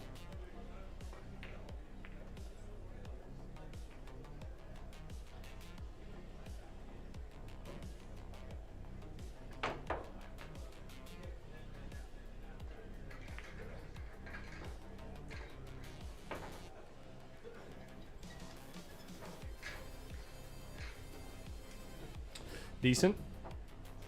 Get you another ball closer to 7 and allows you to He might just make a move. thin the 8 or pump it up and out of there. If he thins the 8, he's trying to get on the backside of the 7, right? Correct.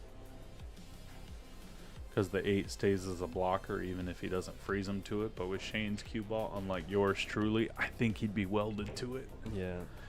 as he demonstrated in the 3-railer. So it does look like he's gonna thin. Oh, he just Stood took up it and out. tried to do the same thing. Tried to punch forward a bit. Is Tony Chohan match getting streamed? I don't believe so. Let me see. Tony will be playing William Pugh.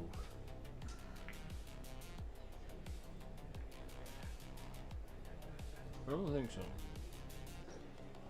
I think we're going back to 10 ball after this. Unless they might be saving your match, Mitch. 10 ball, Max Adams, Oscar B. 10 ball, Max Adams, Oscar B. Table 7. Because you're done. Because you're done for the day in 10 ball. Correct. And so is Mark. Mark just lost. Yes, he is out of the 10 ball. What's your cue ball gonna do here, SVB? 14's close to dead off of the 15. Yeah, Oh, it was dead. And he's got a shot. yeah. So again, that's one of those instances where you're like, oh yeah, that looks good. He ain't got. Ooh, he does have something. Whoops. Ah.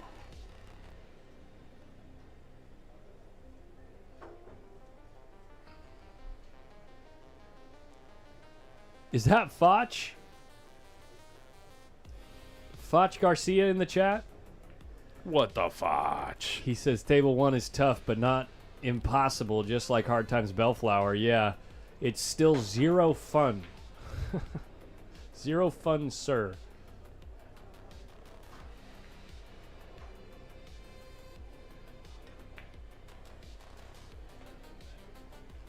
There you go.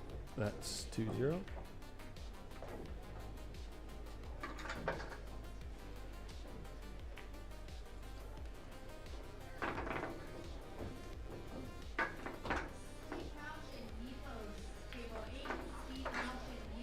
Ooh, the roofer's up. That's right. And they're going to be in here in the tournament room. So, yeah, I think Dez is saving it all for one pocket over here.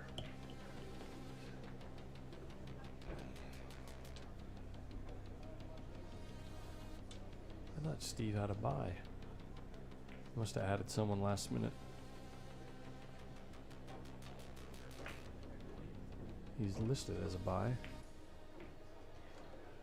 Maybe a 10 Maybe ball it must be 10 ball.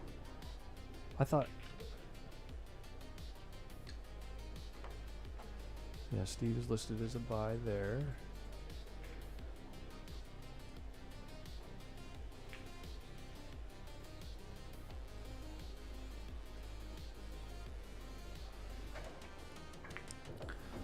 Spencer lost a 10 ball match on the winner's side. I don't know how he's doing in his one pocket match.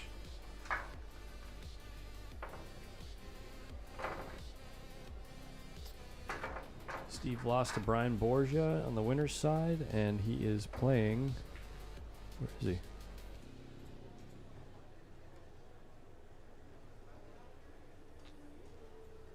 Oh, there he is. Bank combo He's- action. In the 10 ball, he's playing the winner of Ernesto Dominguez, who plays the winner of Oscar versus Jordan Rothermel. So if Oscar beats Jordan, then Steve is going to play Oscar. Oh, okay. So we got a little bit more pool. Yeah, and I think that's actually tomorrow. I think Steve is, because that's only 8 left on the one loss side. I think they're going down to 16.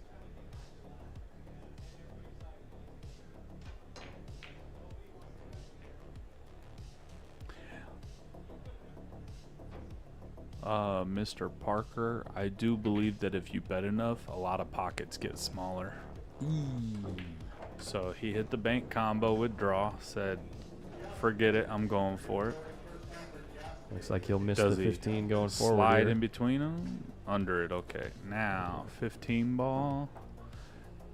If you can Lightly glance, hits the yeah. 10 on the left side.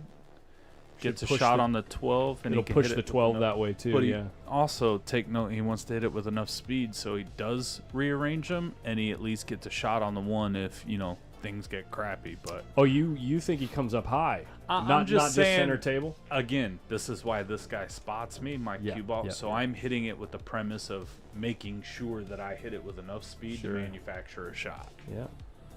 I'm not saying what he's about to do is going to be right or wrong, because that's why he spots me. Sure. And I haven't found the right bottle of spot remover yet.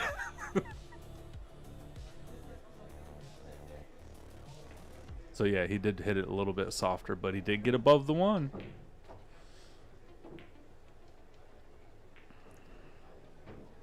So he's got 3 out in the open. He's got 3 in the bucket. He's a little bit in between here, right? Being straight in on the 10. Well, he's going to go 12 ball so he can let his stroke out and get shape on the 1. Yeah. Instead of forcing a shot, he's just going to do, he did what the overcut it angle by did a naturally. mile. Did y'all tell him there's a fishing tournament or something? I Like, don't is know. he, He's seriously, he's not been focused the games that I've been watching. Or not necessarily focused, but you know how it is. Some days are just not your day, and today definitely has not looked like Shane's day.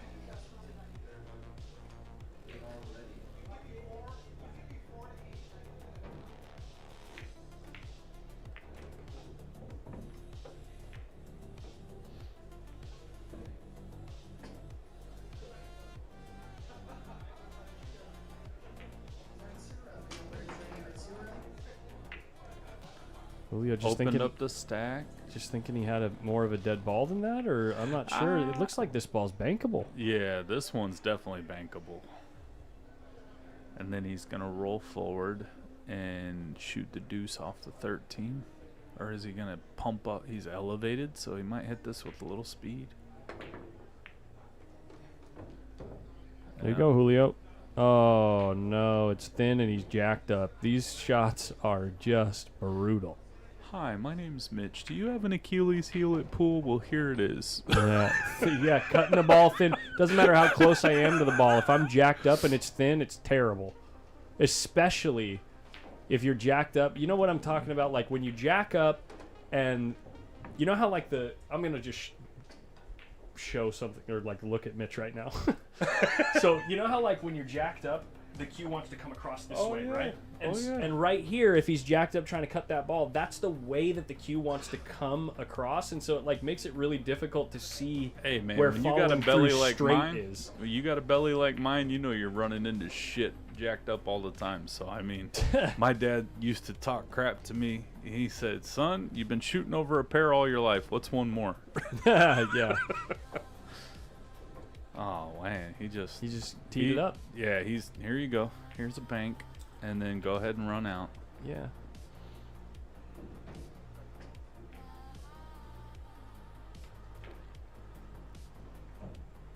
All right, so now we go 10 ball. Does he come around with Julio inside, just- or does he just punch it? Julio just did the favor of opening up all the balls for Shane and then just saying, here's the bank for you to win the match. Yeah.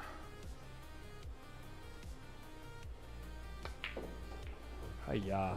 Used a little bit more spin to play that cue ball back. Now he can just float over. He's going to get on the 11.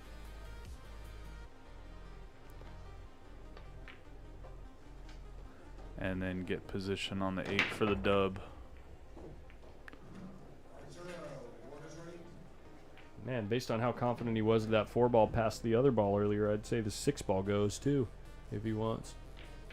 Obviously not. I'm being facetious, but Get that facetious. All right. That'll do it. all right, Julio. Thanks for Well, the show, buddy. First game was If real. you all will tough and excuse tight. me, I'm going to go see if I have to play. Yeah, I got a feeling Mitch is So- going to be playing Mark on this table next. Sir, it's good to see Yeah, you. good to see Thank you. you for putting up with me. All Oh, my please. friends that tuned in, thank y'all for hearing me jaw jack. Oh, definitely the spot. He saw it hop. Yep.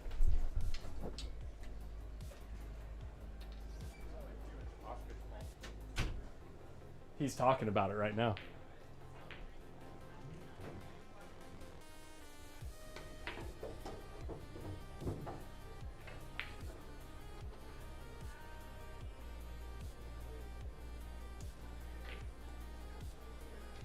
We'll see who we got next.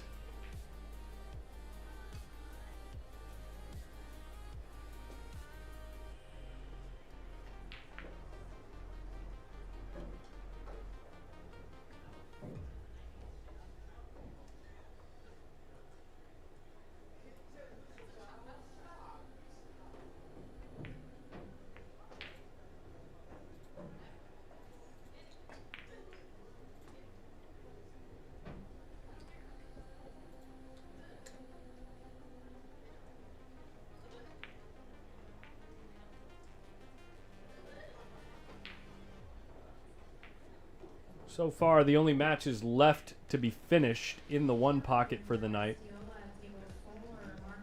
Yeah. We got Mitch and Mark.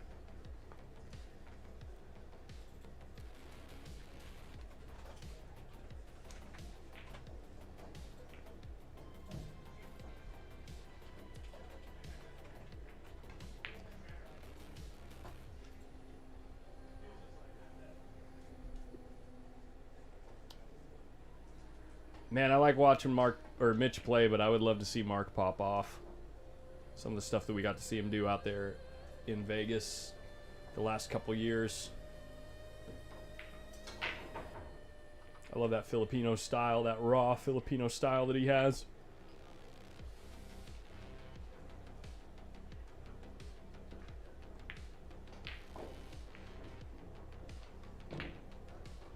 He was giving you the stare down? Yeah, no, he was just looking at the TV screen.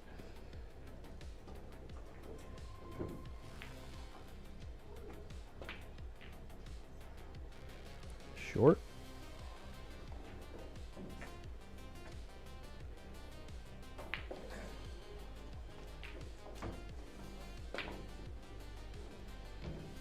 Same spot.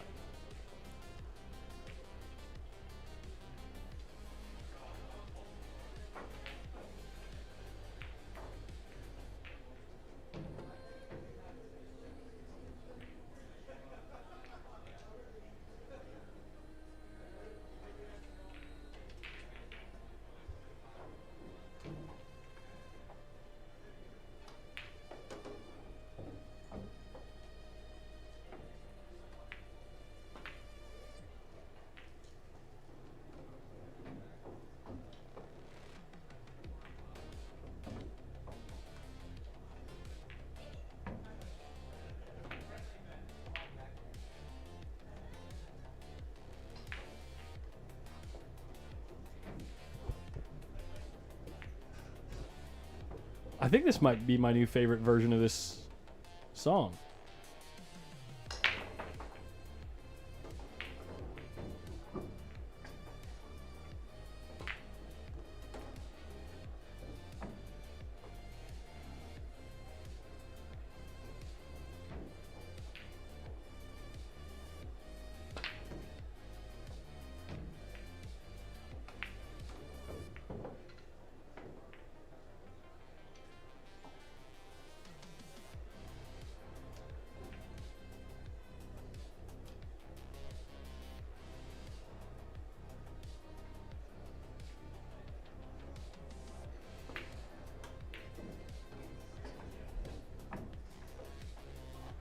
Let me get a title update here for you guys.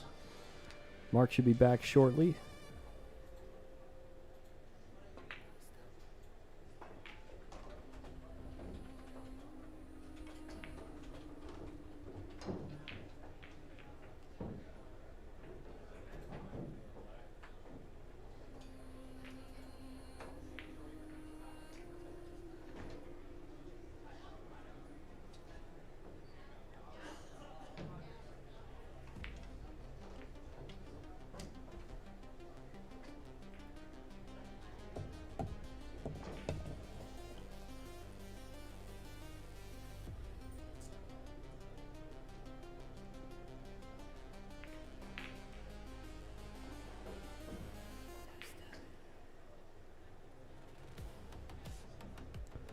Mitch is just ready. He says, let's lag from this side.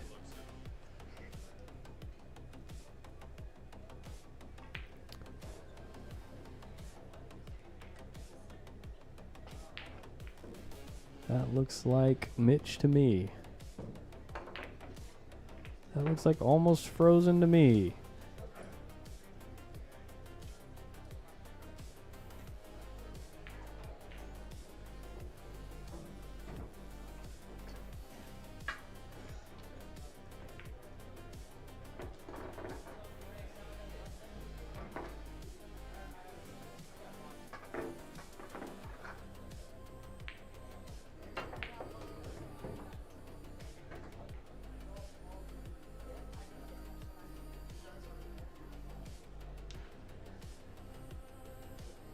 So Mitch is bringing his cue ball way inside to prove a point. He's trying to move a ton of balls over is what he's saying.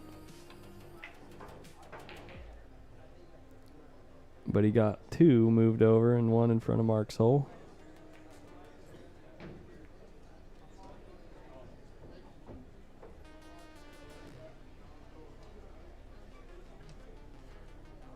Mark's cutting this ball in for sure. The only question is, can he get into the 6 in a good way? If he hits the left side of the deuce, it's terrible. Because you put all the balls out on Mitch's side.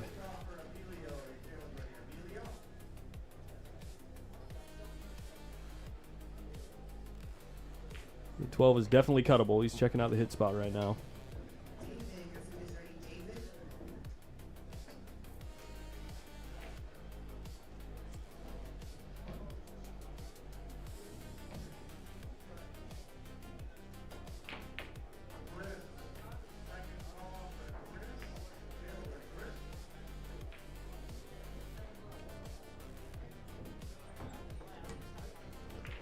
And he hit the left side of the 2. That's not ideal. He's just going to have to move this 8 out. I don't even know if he can get the 8 out from here, actually. He might have to make the 8.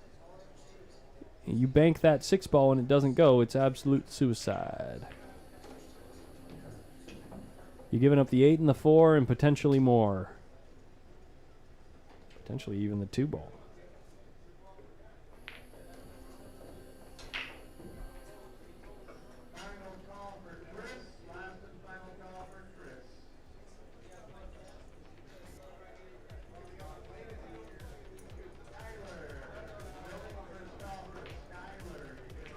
Yeah, I think he was forced to make the 8 there.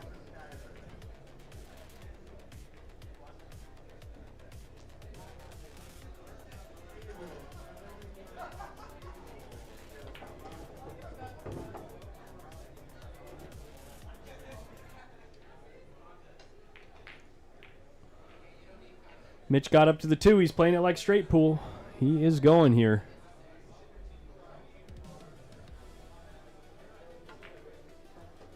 He's got the 13. He should be able to break open the 11. Push the 3 over. Hopefully have a shot on the 6 next.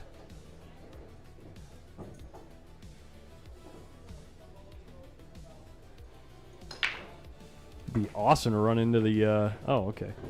Go around the 3. Great.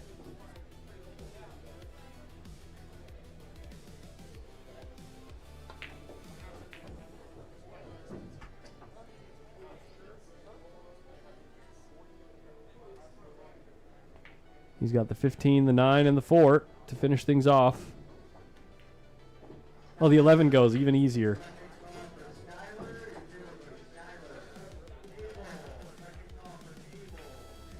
Well, guys, if you have an opening,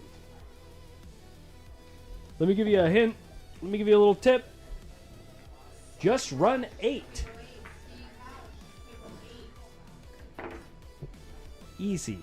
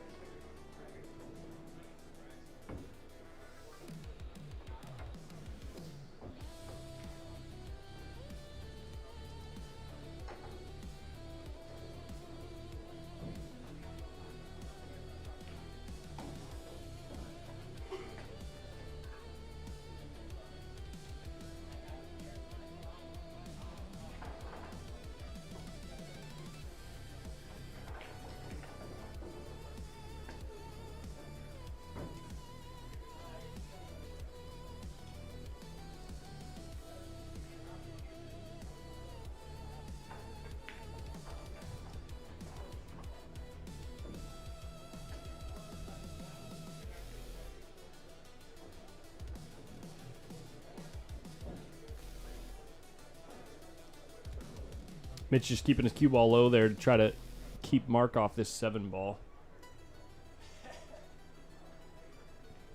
Looks like Mark will be able to use the stack to protect the 2 ball. You got to hit this rather thin. Oh, he can bank the 7. He gave him the whole 7 ball. Wow.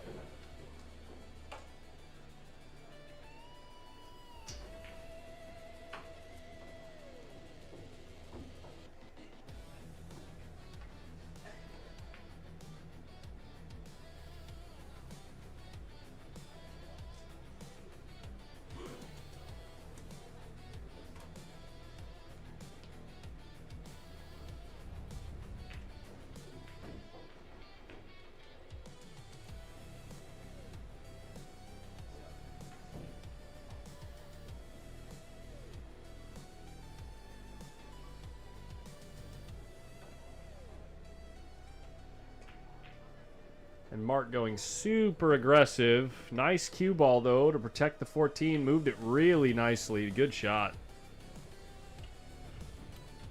I wonder if Mitch can kick behind the 2 ball and slide down and make the 14. He's checking to make sure you don't have any dead balls. I don't know. I don't think he does. Looks like the 6 ball's in the way of the kick, though. Mitch is in a bad spot here.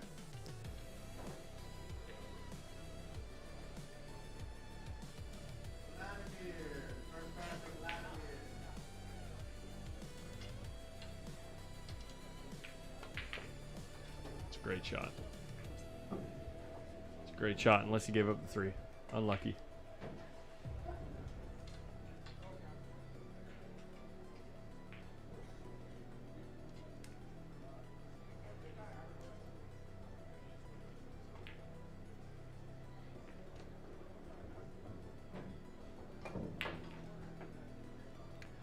Yo, Dang Dong, you all right, bro?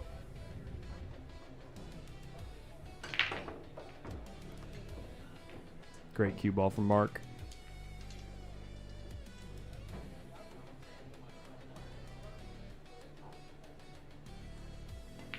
Yo, what's up, Craig Hall? Good to see you, man. How'd you do in the tournament?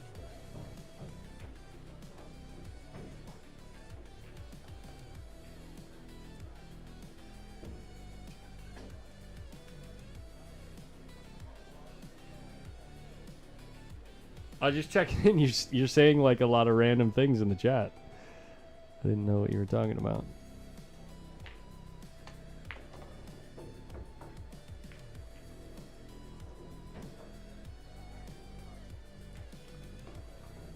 Mitch opts to, just wedge the cue ball. Nice shot. Take a foul. I thought he was going to move the 2 ball out a little bit more, but put a premium on the cue ball. Nice shot.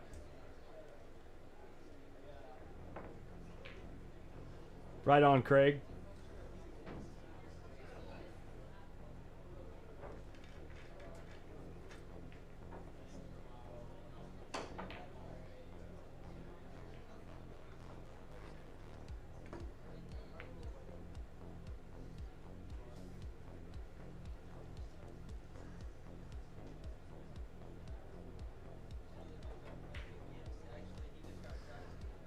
Mitch goes for the combo bank, and I think he left a return bank on this 3 ball, and I think it's worth going after it.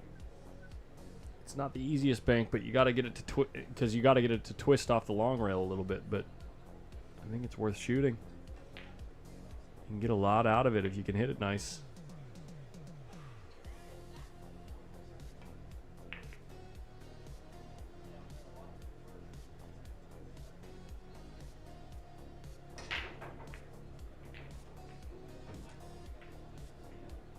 And he caught the point.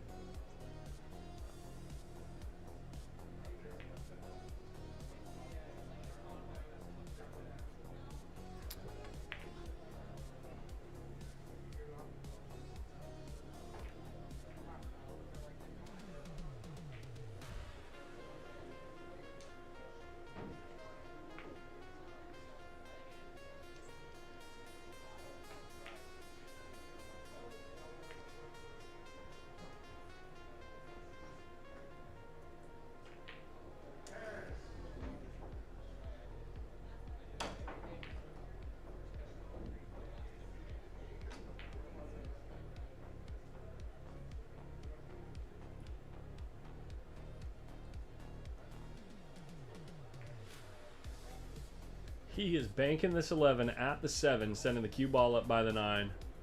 You had your cue worked on by Franco. You can come pick that up. That would be great. Again, we have one. That's no good to catch the 1. That's really... Oh, he sent his cue ball 3 rails to protect it. What a shot. Protected his cue ball real nice, except unlucky, or maybe not so intended to remove those balls from his side. He did get the 7 real close to his hole, though, and has it nice and protected.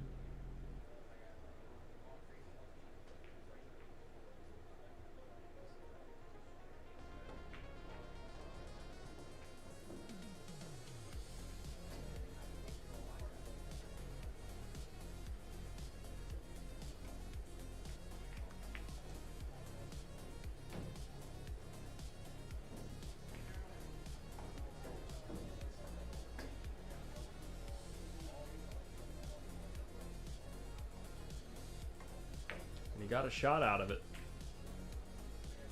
It's going to be really difficult to drag over to the 12 ball. I don't even know. I mean, it looks possible, but you got to hit this ball really good.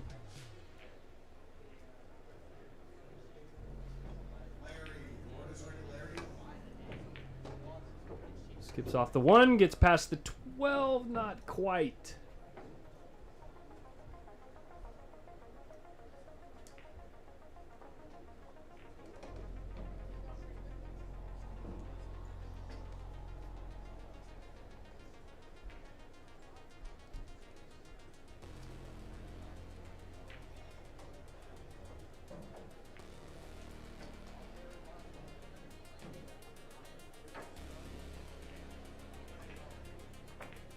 Decides to move a bunch of balls to his side. The 1 ball ends up a little bit high on the pocket.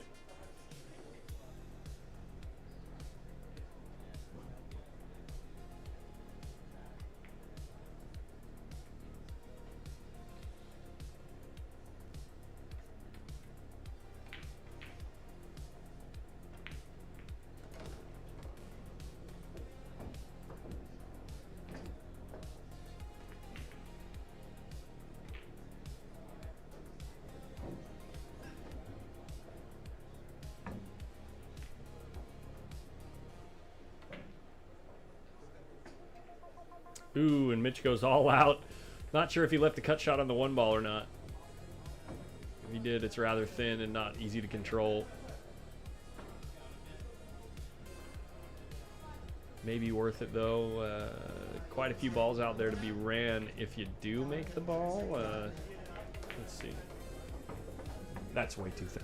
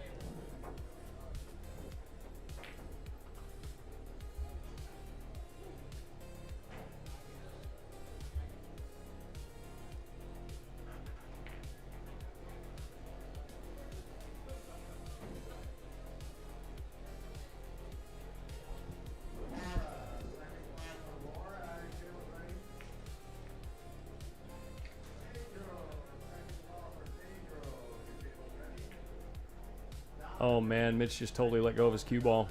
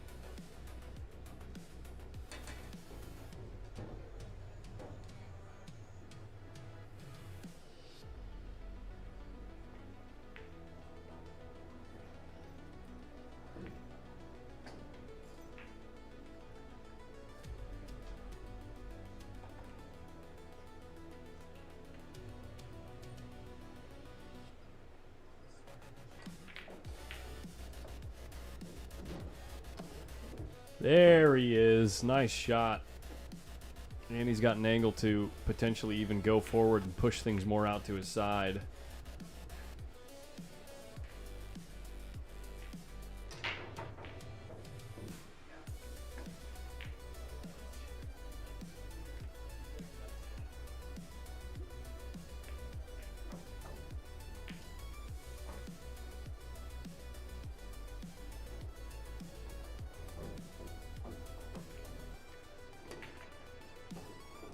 And he does make the ball, but doesn't get anything to move.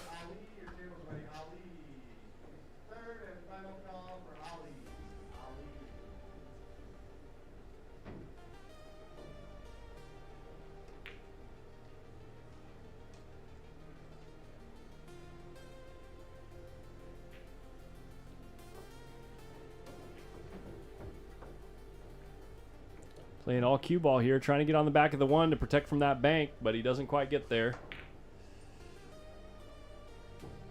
Decent spot for Mitch to try to make something happen in this rack. At least to make his first couple of balls.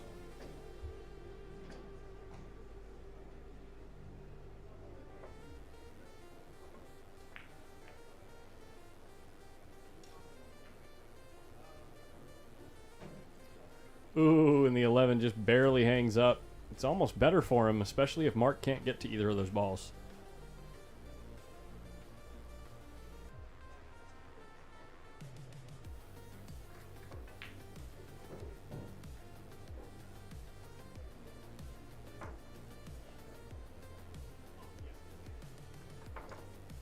This ball's deep. It's a ball that's missable for a kick.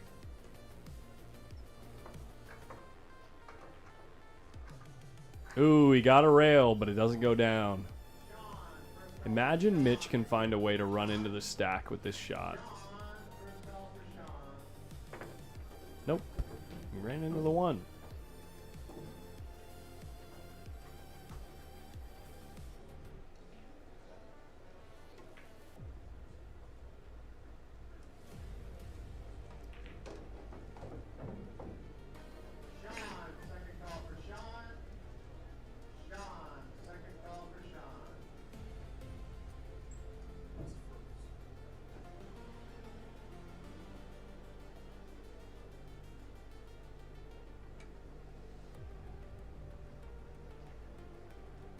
Twice. He says it rolled off. Wow. Little gift for Mitch.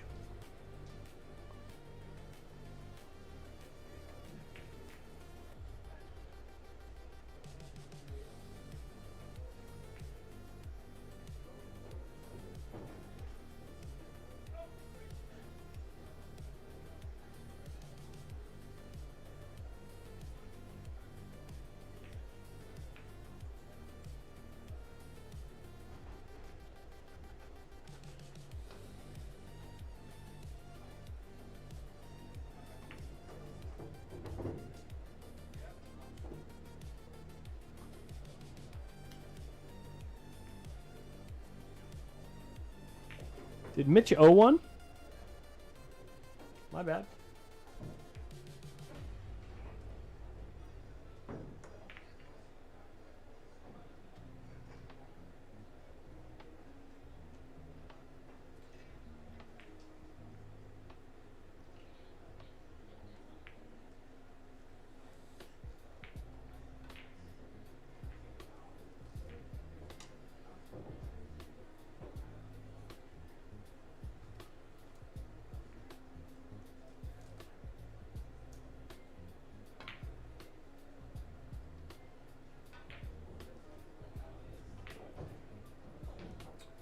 Not quite makeable for Mark as a return, but can still move it to his side, make things a little bit difficult. Go up table with the cue ball, or bury the cue ball in the stack. You could bank it up higher on his side, and bury the cue ball in the stack.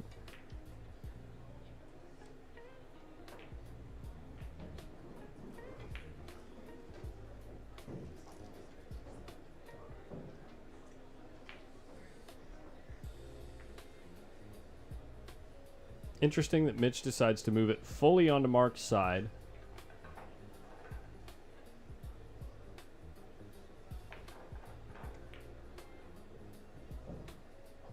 put Mark in a spot where you can just nudge off the stack.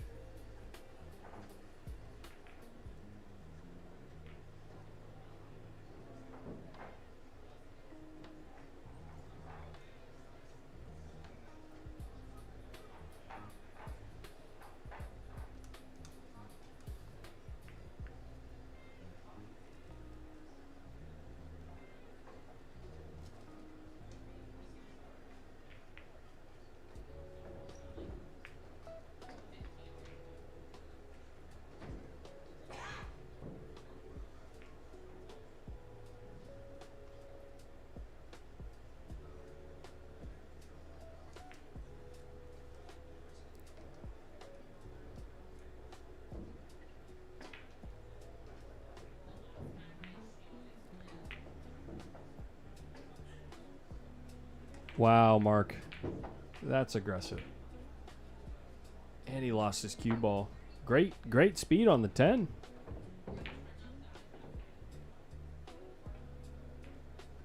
I guess imagine if he doesn't scratch there. The cue ball's in a really good spot on the table. 10 ball mostly protected.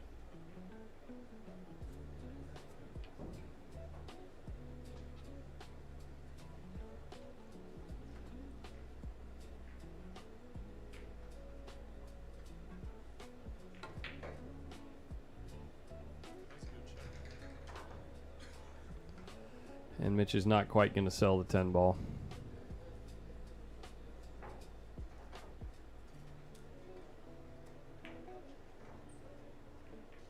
Tom, your order's ready, Tom?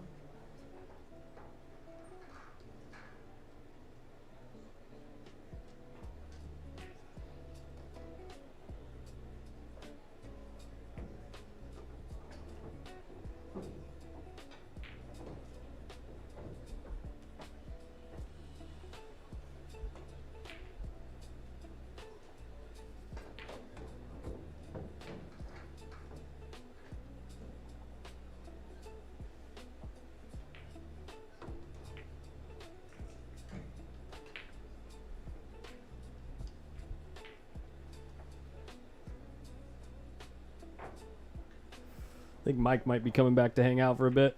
Try to wake me up.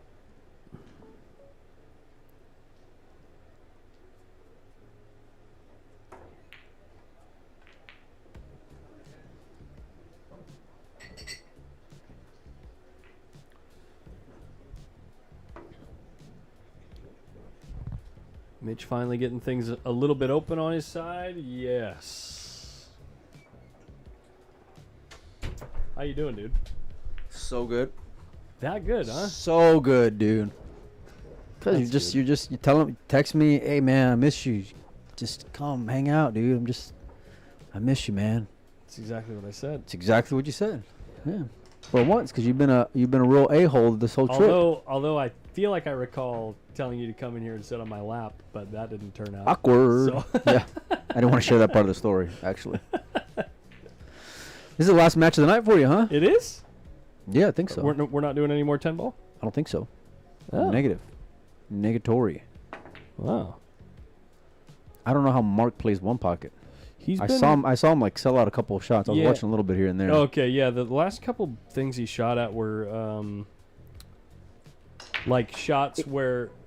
What? I was gonna say it kind of reminds me of his rotation game, where it's a little bit like, he's got a lot of talent, but not fully committed to whatever he's doing, and Well- it can be a little reckless at times. Yeah, so he was doing stuff like if he's close to the 14 ball, banking the 14 and trying to protect where he's banking it to, instead of just protecting it where it's at and trying to create more threats. Does that Yeah. make sense? Yeah. He's been doing a lot of that, actually. He's a rotation player. See ball, make ball. I can relate. You're in that category, but just on a way lower level. Yes. Like way. Well, I can't make the ball. Way. I can see I it. know. I mean, you have eyes, if that's what you mean. Yeah. The ball's on the table. Yeah. So, You can make like an encyclopedia of shit not to do, you know? see what I mean? Yeah, like I don't understand. Like he So just he's playing on the right then. Yeah, Yeah, he yeah. just helped Mitch. He just moved his ball away from his hole. Yeah. So And Yeah, Mitch just created balls by his hole. He didn't solve any issues when it comes to opening up banking lanes. And if you notice on Mitch's side, everything's Yeah. like wide open. I mean, technically the 4-ball goes from here. Technically. You mean between the Just 15, to the right of the between 14 and between 15. the 10 and 13. Yeah, Yeah. It looks like it barely goes. Not anymore. He's just making it worse for himself. Now you got to fully commit to like rearranging The here. up table game. Yeah, you can't you're not going to do anything offensive for a while now. Whoa, just make the 8. What kind of odds do you think I can get on Mitch winning both events? Realistic odds? Yeah.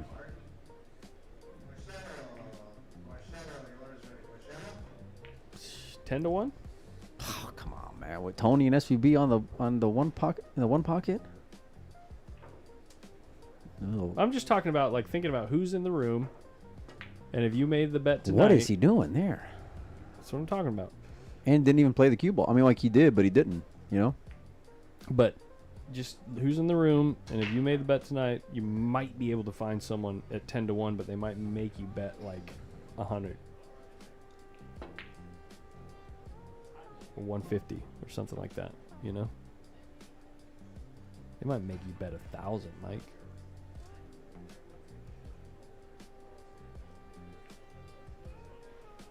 He's not winning both tournaments, Mike. He's in a real strong position in the 10 ball. But he's got a lot to fade in this one pocket tournament. That's why I'm saying he's got a lot to fade in both tournaments. Yeah. But that's what I'm saying. In the room tonight, you might find 10 to 1. Nah, I would need the world. Need the world, not 10 to 1. You got in the rotation. I'm naming 5 guys before Someone's Mitch. gonna take your 100 to their 2,500. Yeah.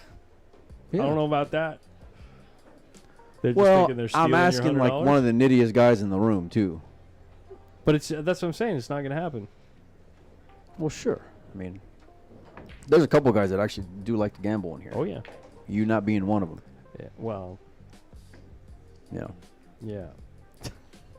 You know.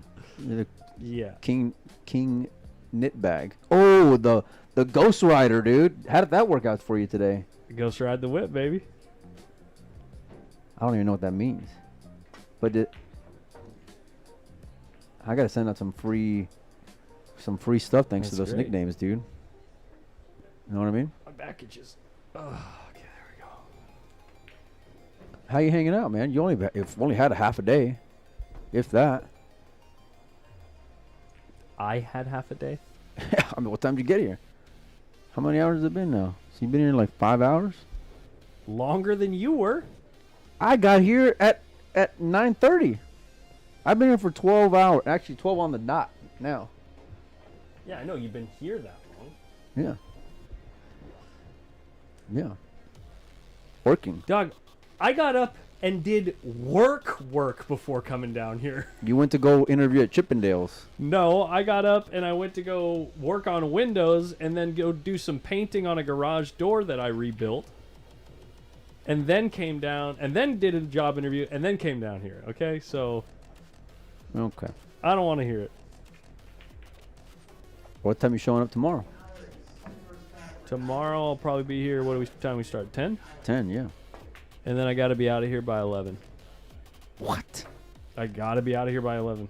I have to be somewhere at 7:30 in the morning in Folsom You need, on Sunday. how many hours of sleep you need? 6. I had 2-3 hours sleep. Good That's for not- you. I didn't make you stay up that What late. else you need? You want me to get you like a warm glass Gotta have of, 6 hours of of sleep. breast milk too for you in the morning? Can you get it for Huh? me? We can figure it out. We can figure it out.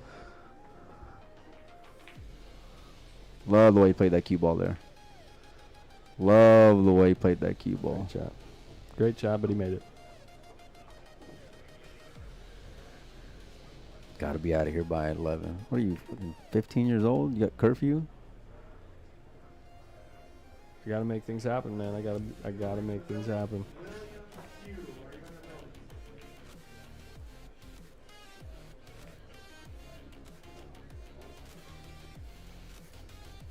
It wasn't the door itself that I rebuilt, by the way. It was the The wall next to it was hit by a car. Damn. Lady thought she put the reverse on, but she was actually Hammered it, huh? just going forward. Fucking just full gas. Yeah. Played a great cue ball here. Did he though? I mean, like, close to the rail. Mitch has got a shot, you know? Mitch shooting that 11. He can't see the 6. He's shooting the 11.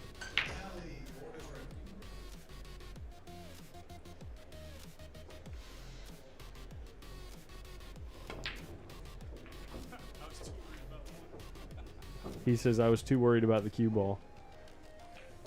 Fuck, he secured that cue ball for sure. He secured it. Yeah, that's what you would call secure.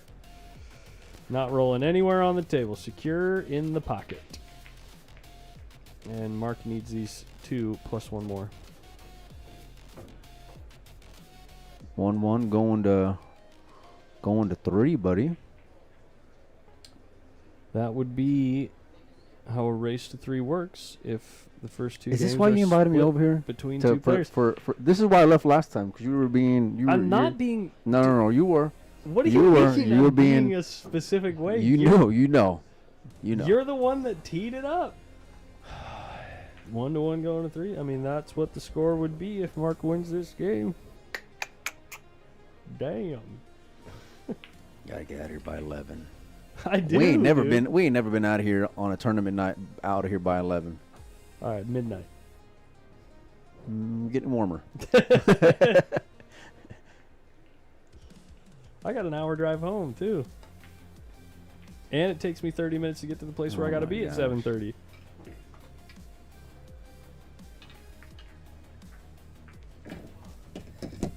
On Sunday.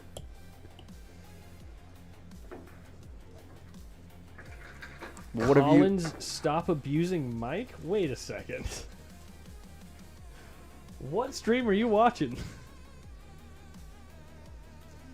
He's a smart guy, that guy.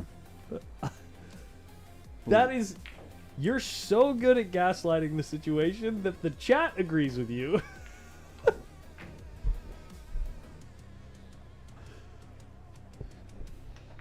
All right, Anything else? I'm gonna have another beer. You been drinking? I've had 2. I'm having 1 more. Because I can't tomorrow.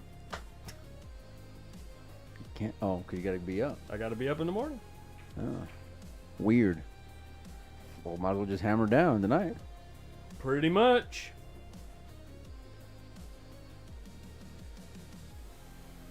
What do you think he's trying to? Oh, is he gonna double him up here? Can he double him up here? Tell them up on what? On the 1 The ball? the 1-8. Have you played one pocket before? No. What are you talking about? Have you played 1 pocket before? What are you doing shooting at that ball? I whooped your ass a couple times this week. I'll tell you that. Yeah, and you're still down a game or 2. And you know what? The last game I was down like 7-1 in ball count and came back and won. Because you I had the sickest. I had the good. sickest out to win The that back. sickest out to run 5 balls where he is convinced that he calculated, broke out the balls in the stack, when in reality he overcut the ball, went into a rail, caromed off another ball, and then broke the balls out and magically got perfect on the next ball. Do you think when you say more words that you just sound more believable? Is that what you I'm think? just telling them what actually happened. I think you're drunk. No.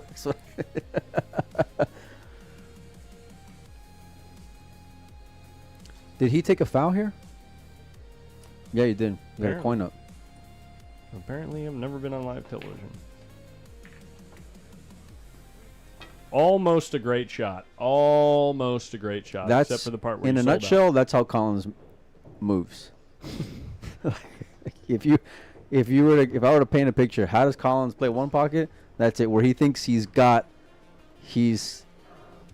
like the stepson between Efren and Tony,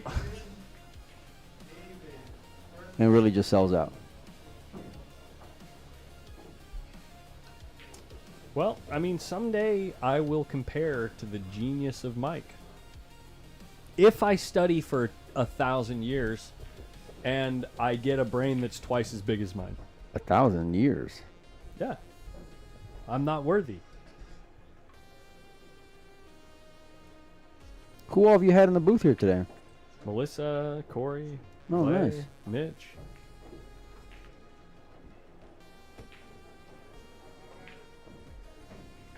Oh wait, now he has 3 because he owes 1.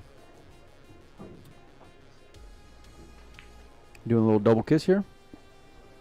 Oh, he's got a shot on the 10. He's It's got 10 or the 5, yeah. He's got the 13. Can he see it with the 314? Yeah. Yeah, yeah.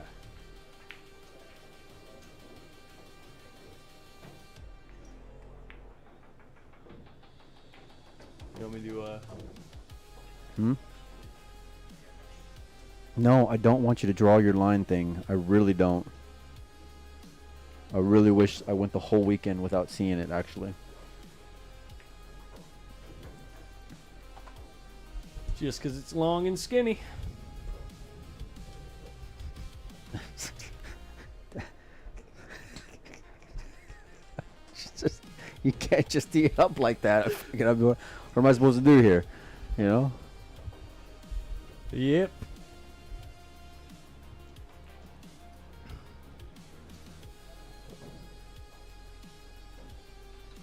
Wait, Mitch has... What happened? Mitch has 1? Mitch dogged is what he did. Mitch sold out. How does Mitch have 1? Because two? Because you're drunk. That's why. Just kidding. I've had 2 beers in like Yeah. 3 hours. Yeah.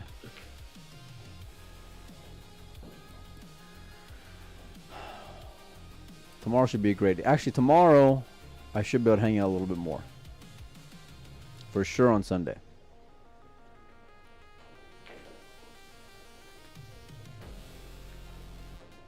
I don't know how the hell we're finishing any tournament tomorrow, though. No.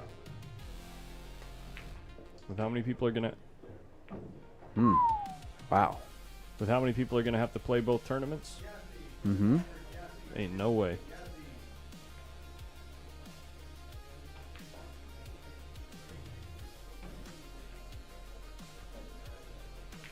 What was he? He was looking at Mitch about something. Is there an extra ball down there? I thought Mitch had 2. Yeah, that's right. He's Yeah. so he's got That's 3 why then. I was confused. I was like, how does Mitch only have 1 here? All right, I gotta go. Where are you going? Where are you going? I gotta run, dude. Where? You don't even like me? You don't want me to answer that question, buddy. You really don't. I already know the answer. What? I already know the answer. What's the answer? Why do you think you send me all them memes? Mike, you love me. You send me reels all the time, dude. Mike, you love me.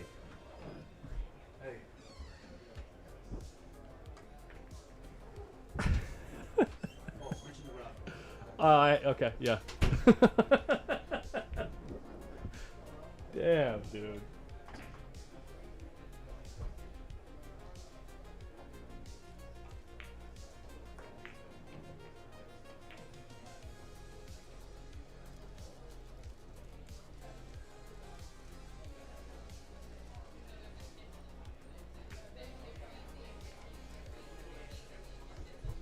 Yep.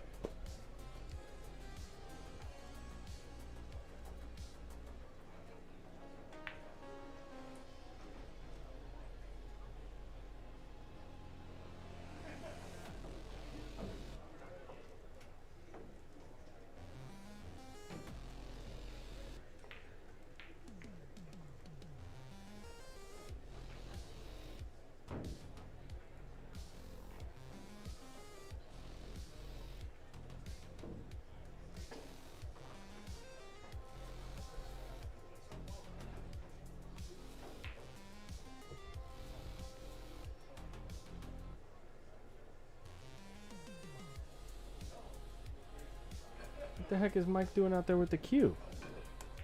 Oh, Mike's playing in a match.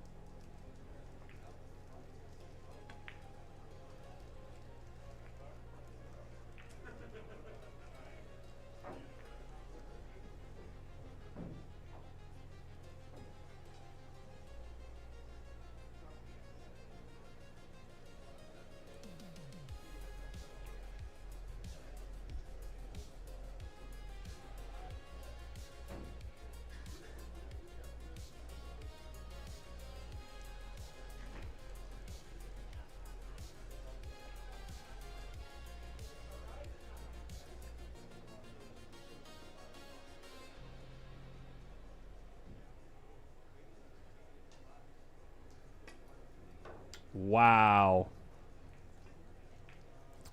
Wow, wow, wow.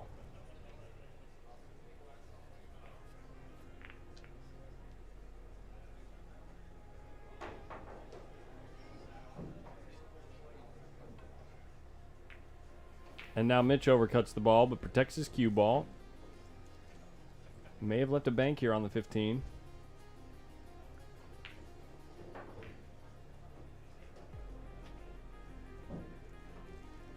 Addy, orders ready, Addy.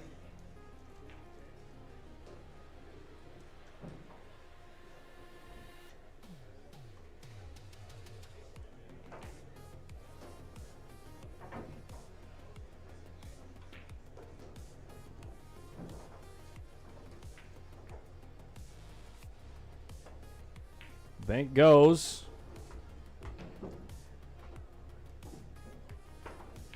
Mark's still got to make a good shot here to navigate traffic to maybe get on the 11 ball. I'm not sure if he can spin up above the 10 without running into the 2.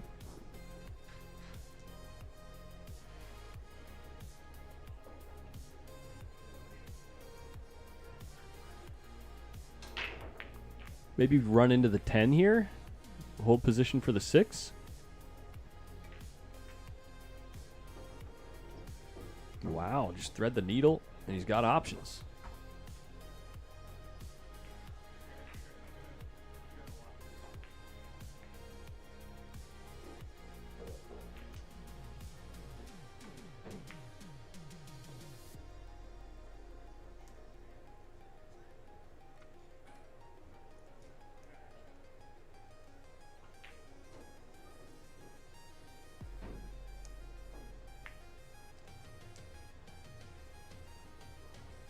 And if you're Mark in this position against a guy like Mitch, it is so valuable to put down these next 2 balls.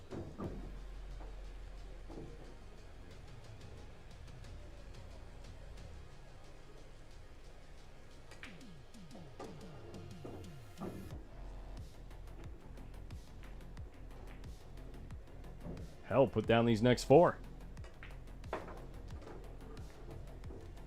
Mark first to the hill.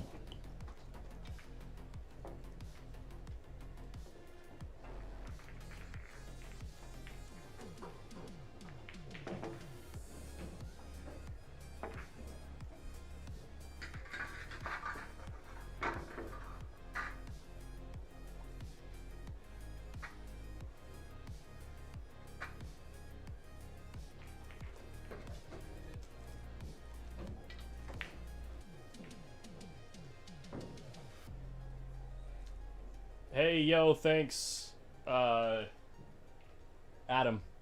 Good to see you, buddy.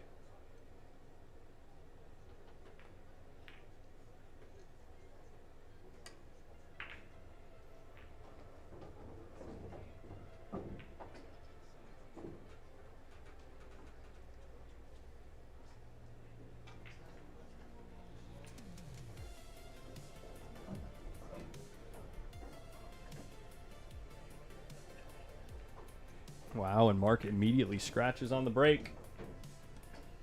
Doesn't look like Mitch has anything really to develop on his side. Better to go into damage control. Too many good things sitting on the table for Mark.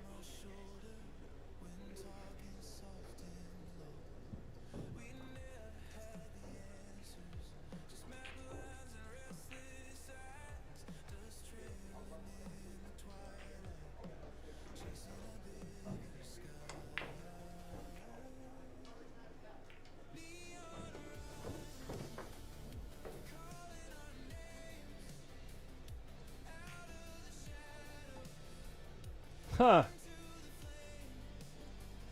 Yeah, Sargon. What a train wreck that would be.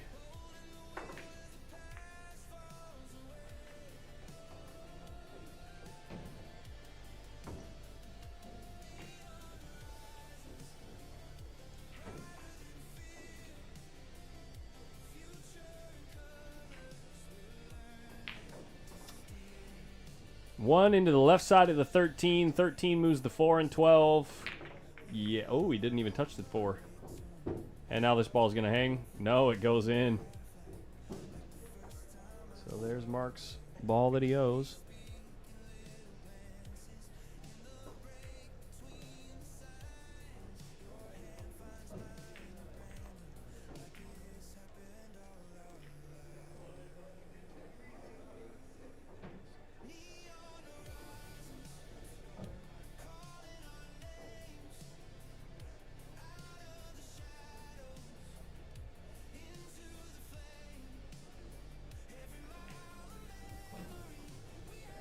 Is Mark convincing himself to cut this ball in and go after him? Here we go.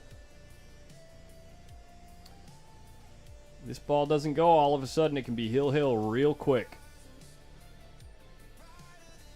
Depending on how these balls break open. It does go down. 11 ball coming into play for him. Is he going to run into it? No, not quite.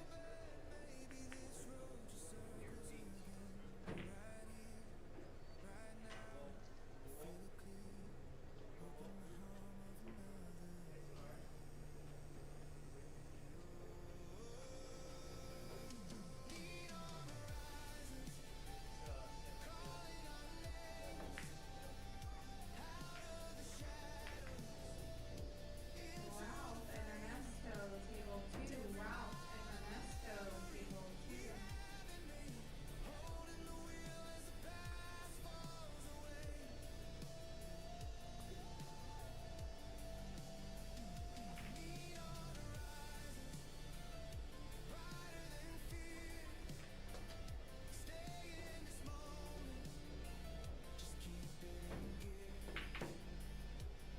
Goes after the bank combo.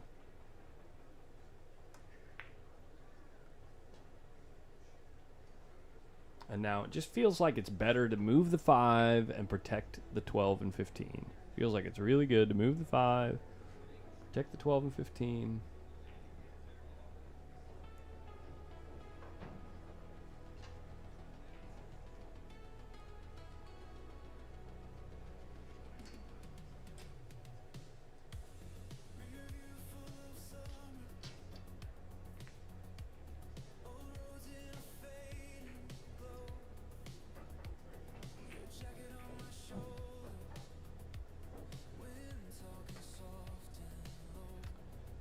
Ball's not quite gonna fall. Gives Mitch a fairly free way to play safe.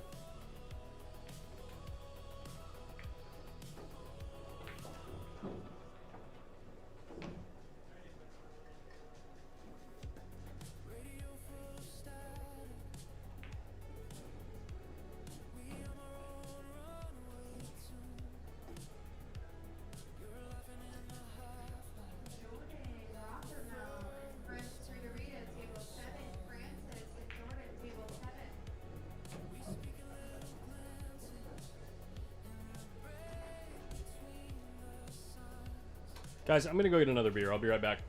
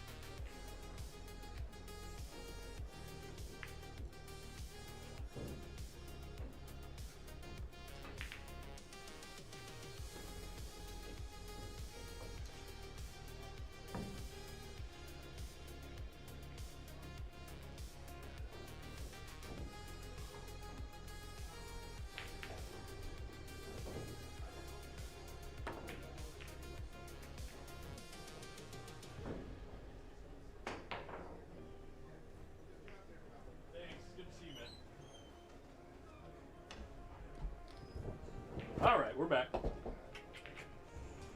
We are back. What do we got? Score update 2-0. For Mark.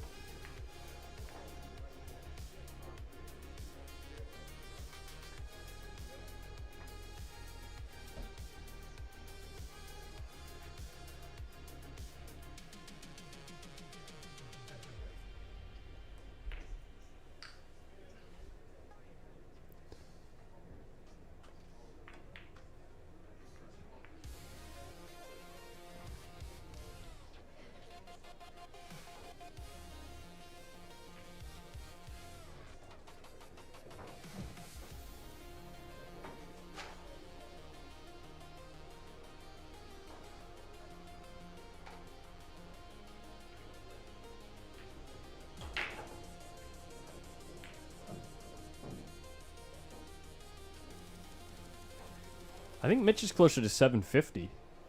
Bank pool artist.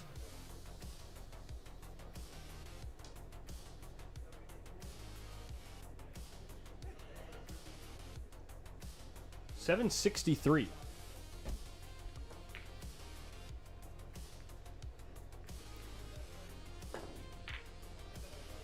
Okay, we're gonna have some development here. Gosh, that 115 looks close. The problem is there's no balls usable to strike the one ball.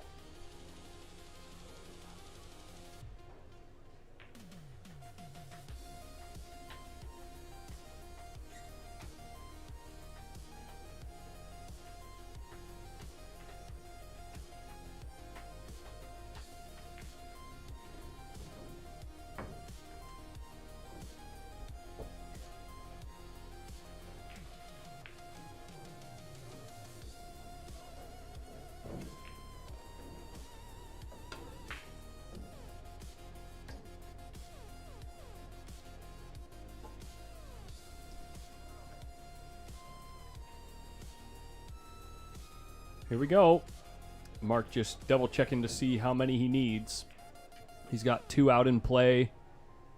The 15 ball is playable at some point as well, but he's got to come with a big first shot on the 13 ball, unless he has a teeny angle that he can punch over to the 9.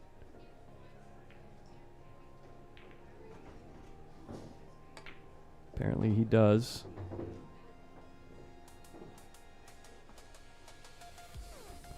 See if he can slide over for the 15 next. 14's a big ball.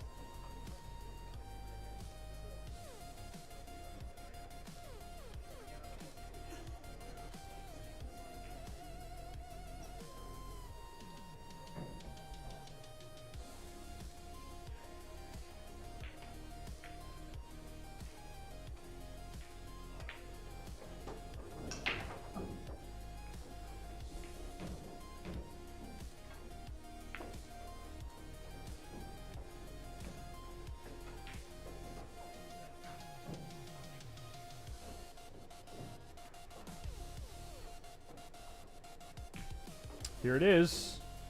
This ball goes down and he opens them up. Unlucky.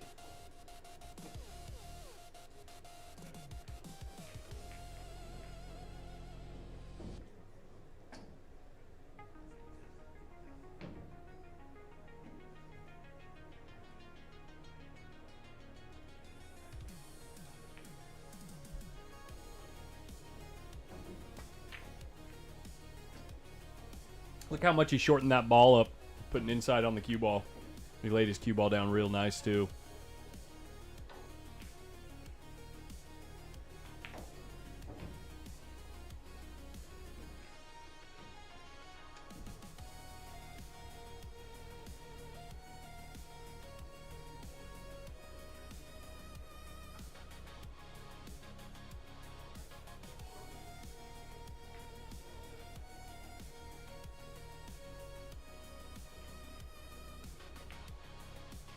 Mitch just putting his cue down, putting his hands in his pockets. That's kind of funny.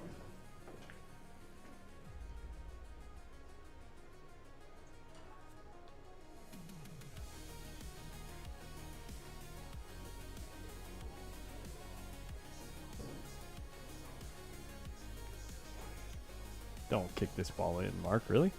I guess it does get you to 6, which is really good. Bank on the 8's not terrible. It's not great either because it puts the cue ball in play for the 14 ball. But if you go out at 1,000,000,000 miles an hour, you could go 3 rails to the 10 ball for free. As long as you don't bank it super short. He might be banking it real slow, actually, trying to stay on the right side of the 14. Yeah, that's what he's going after. Look how good he hit this ball. Look how good he hit this ball. It's in the hole, ladies and gentlemen. Whoo! It almost didn't fall. He needs 2. He's got to make 1 good shot.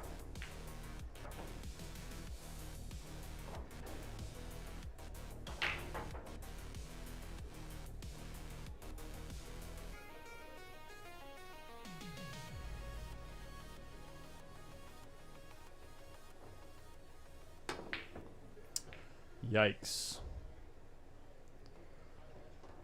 It's not over yet, folks.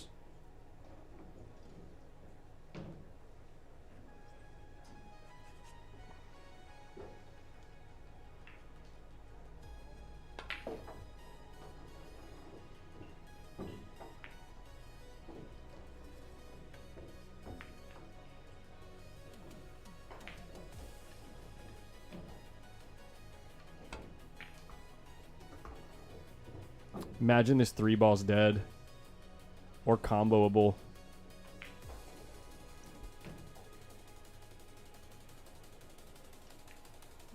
Tough to say. He's going.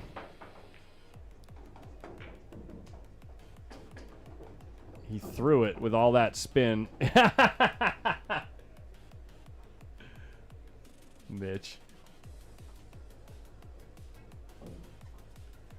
That's funny. Somebody make a GIF of that. Can someone in the chat make a GIF of him doing that? Is there anyone here that can do that?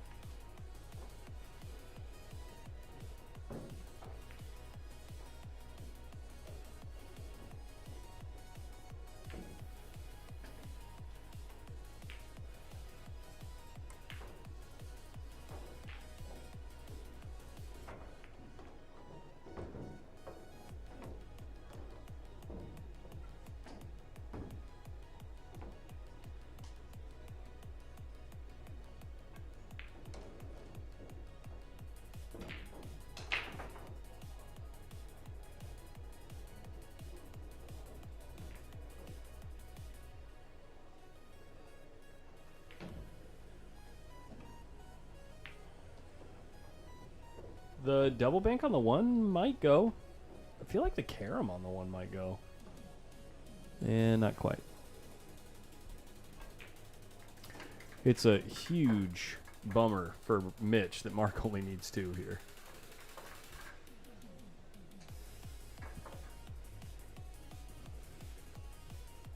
Bank the 5 at the 10, go way up table. It's a little kissy if you put inside on it though. Should be fine.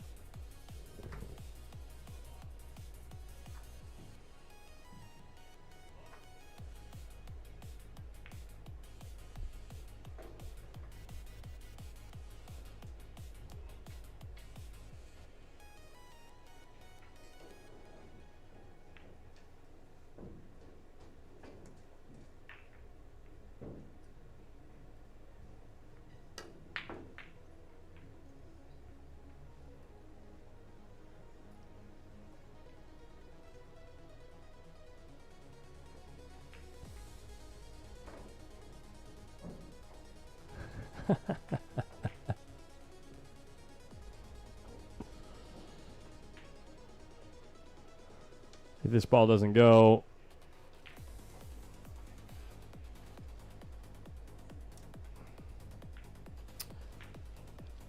two balls out of play with the 1 and the 11 being on Mark's side, up table. Got to go after this 5-ball. And if this ball falls, the match is over.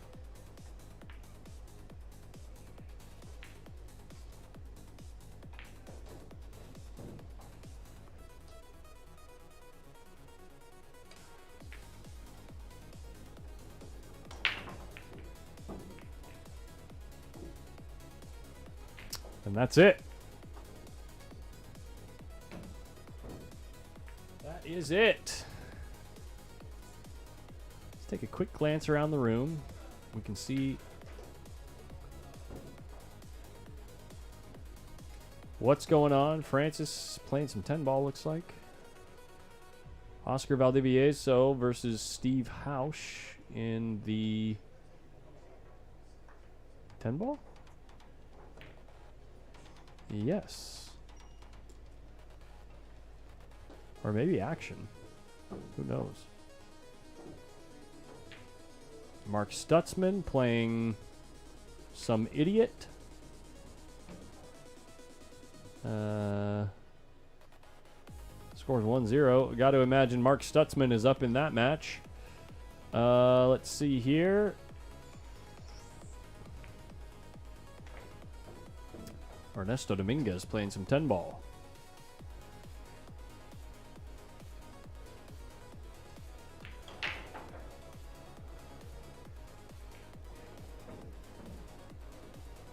I don't know, man.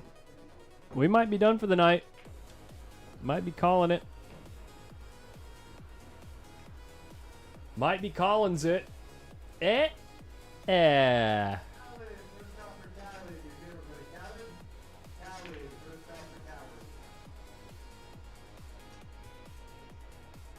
Go to camera 2.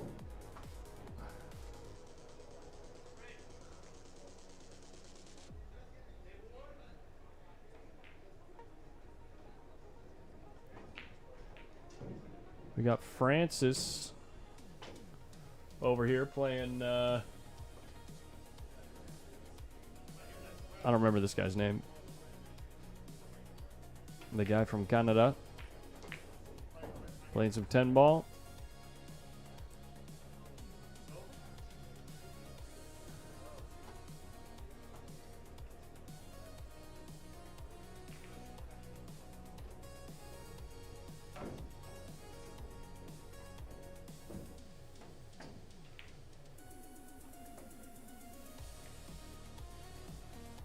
Ten to 1 he misses.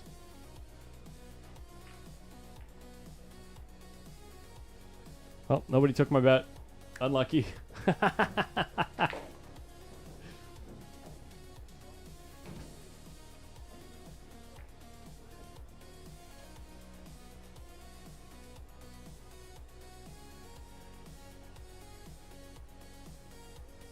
No, I'm not going to sleep right away, but I don't think we're going to get another table 4 match. I think we're done. That's what Mike told me, so double check on this 10-ball action real quick here. Right quick.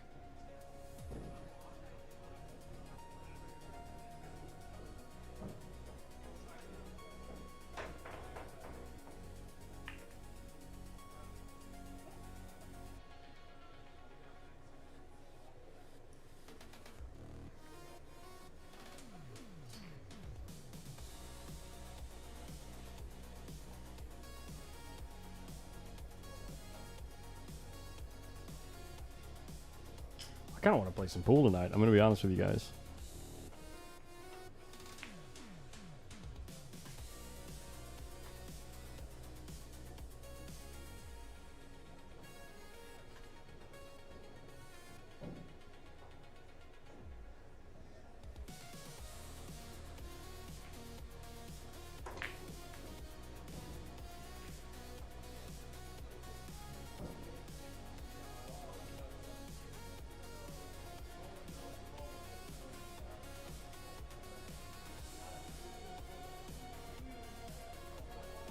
Looks like the players coming back tomorrow in the 10-ball. Spencer Ladin, Daniel Sardencio on the one-loss side, Ian Costello, Arturo Hernandez, Steve Hausch is in action. Must be in action with Oscar Valdivieso. And Francis RITARITA is playing. He must be in action. He's in action. Anyway, guys, that is going to do it for me tonight.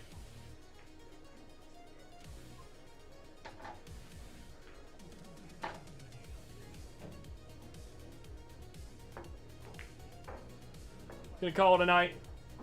We'll see you guys in the morning around 10 o'clock. Thanks for hanging out all day. Have a great night, everybody. Peace. 10-1, he misses this 3 ball.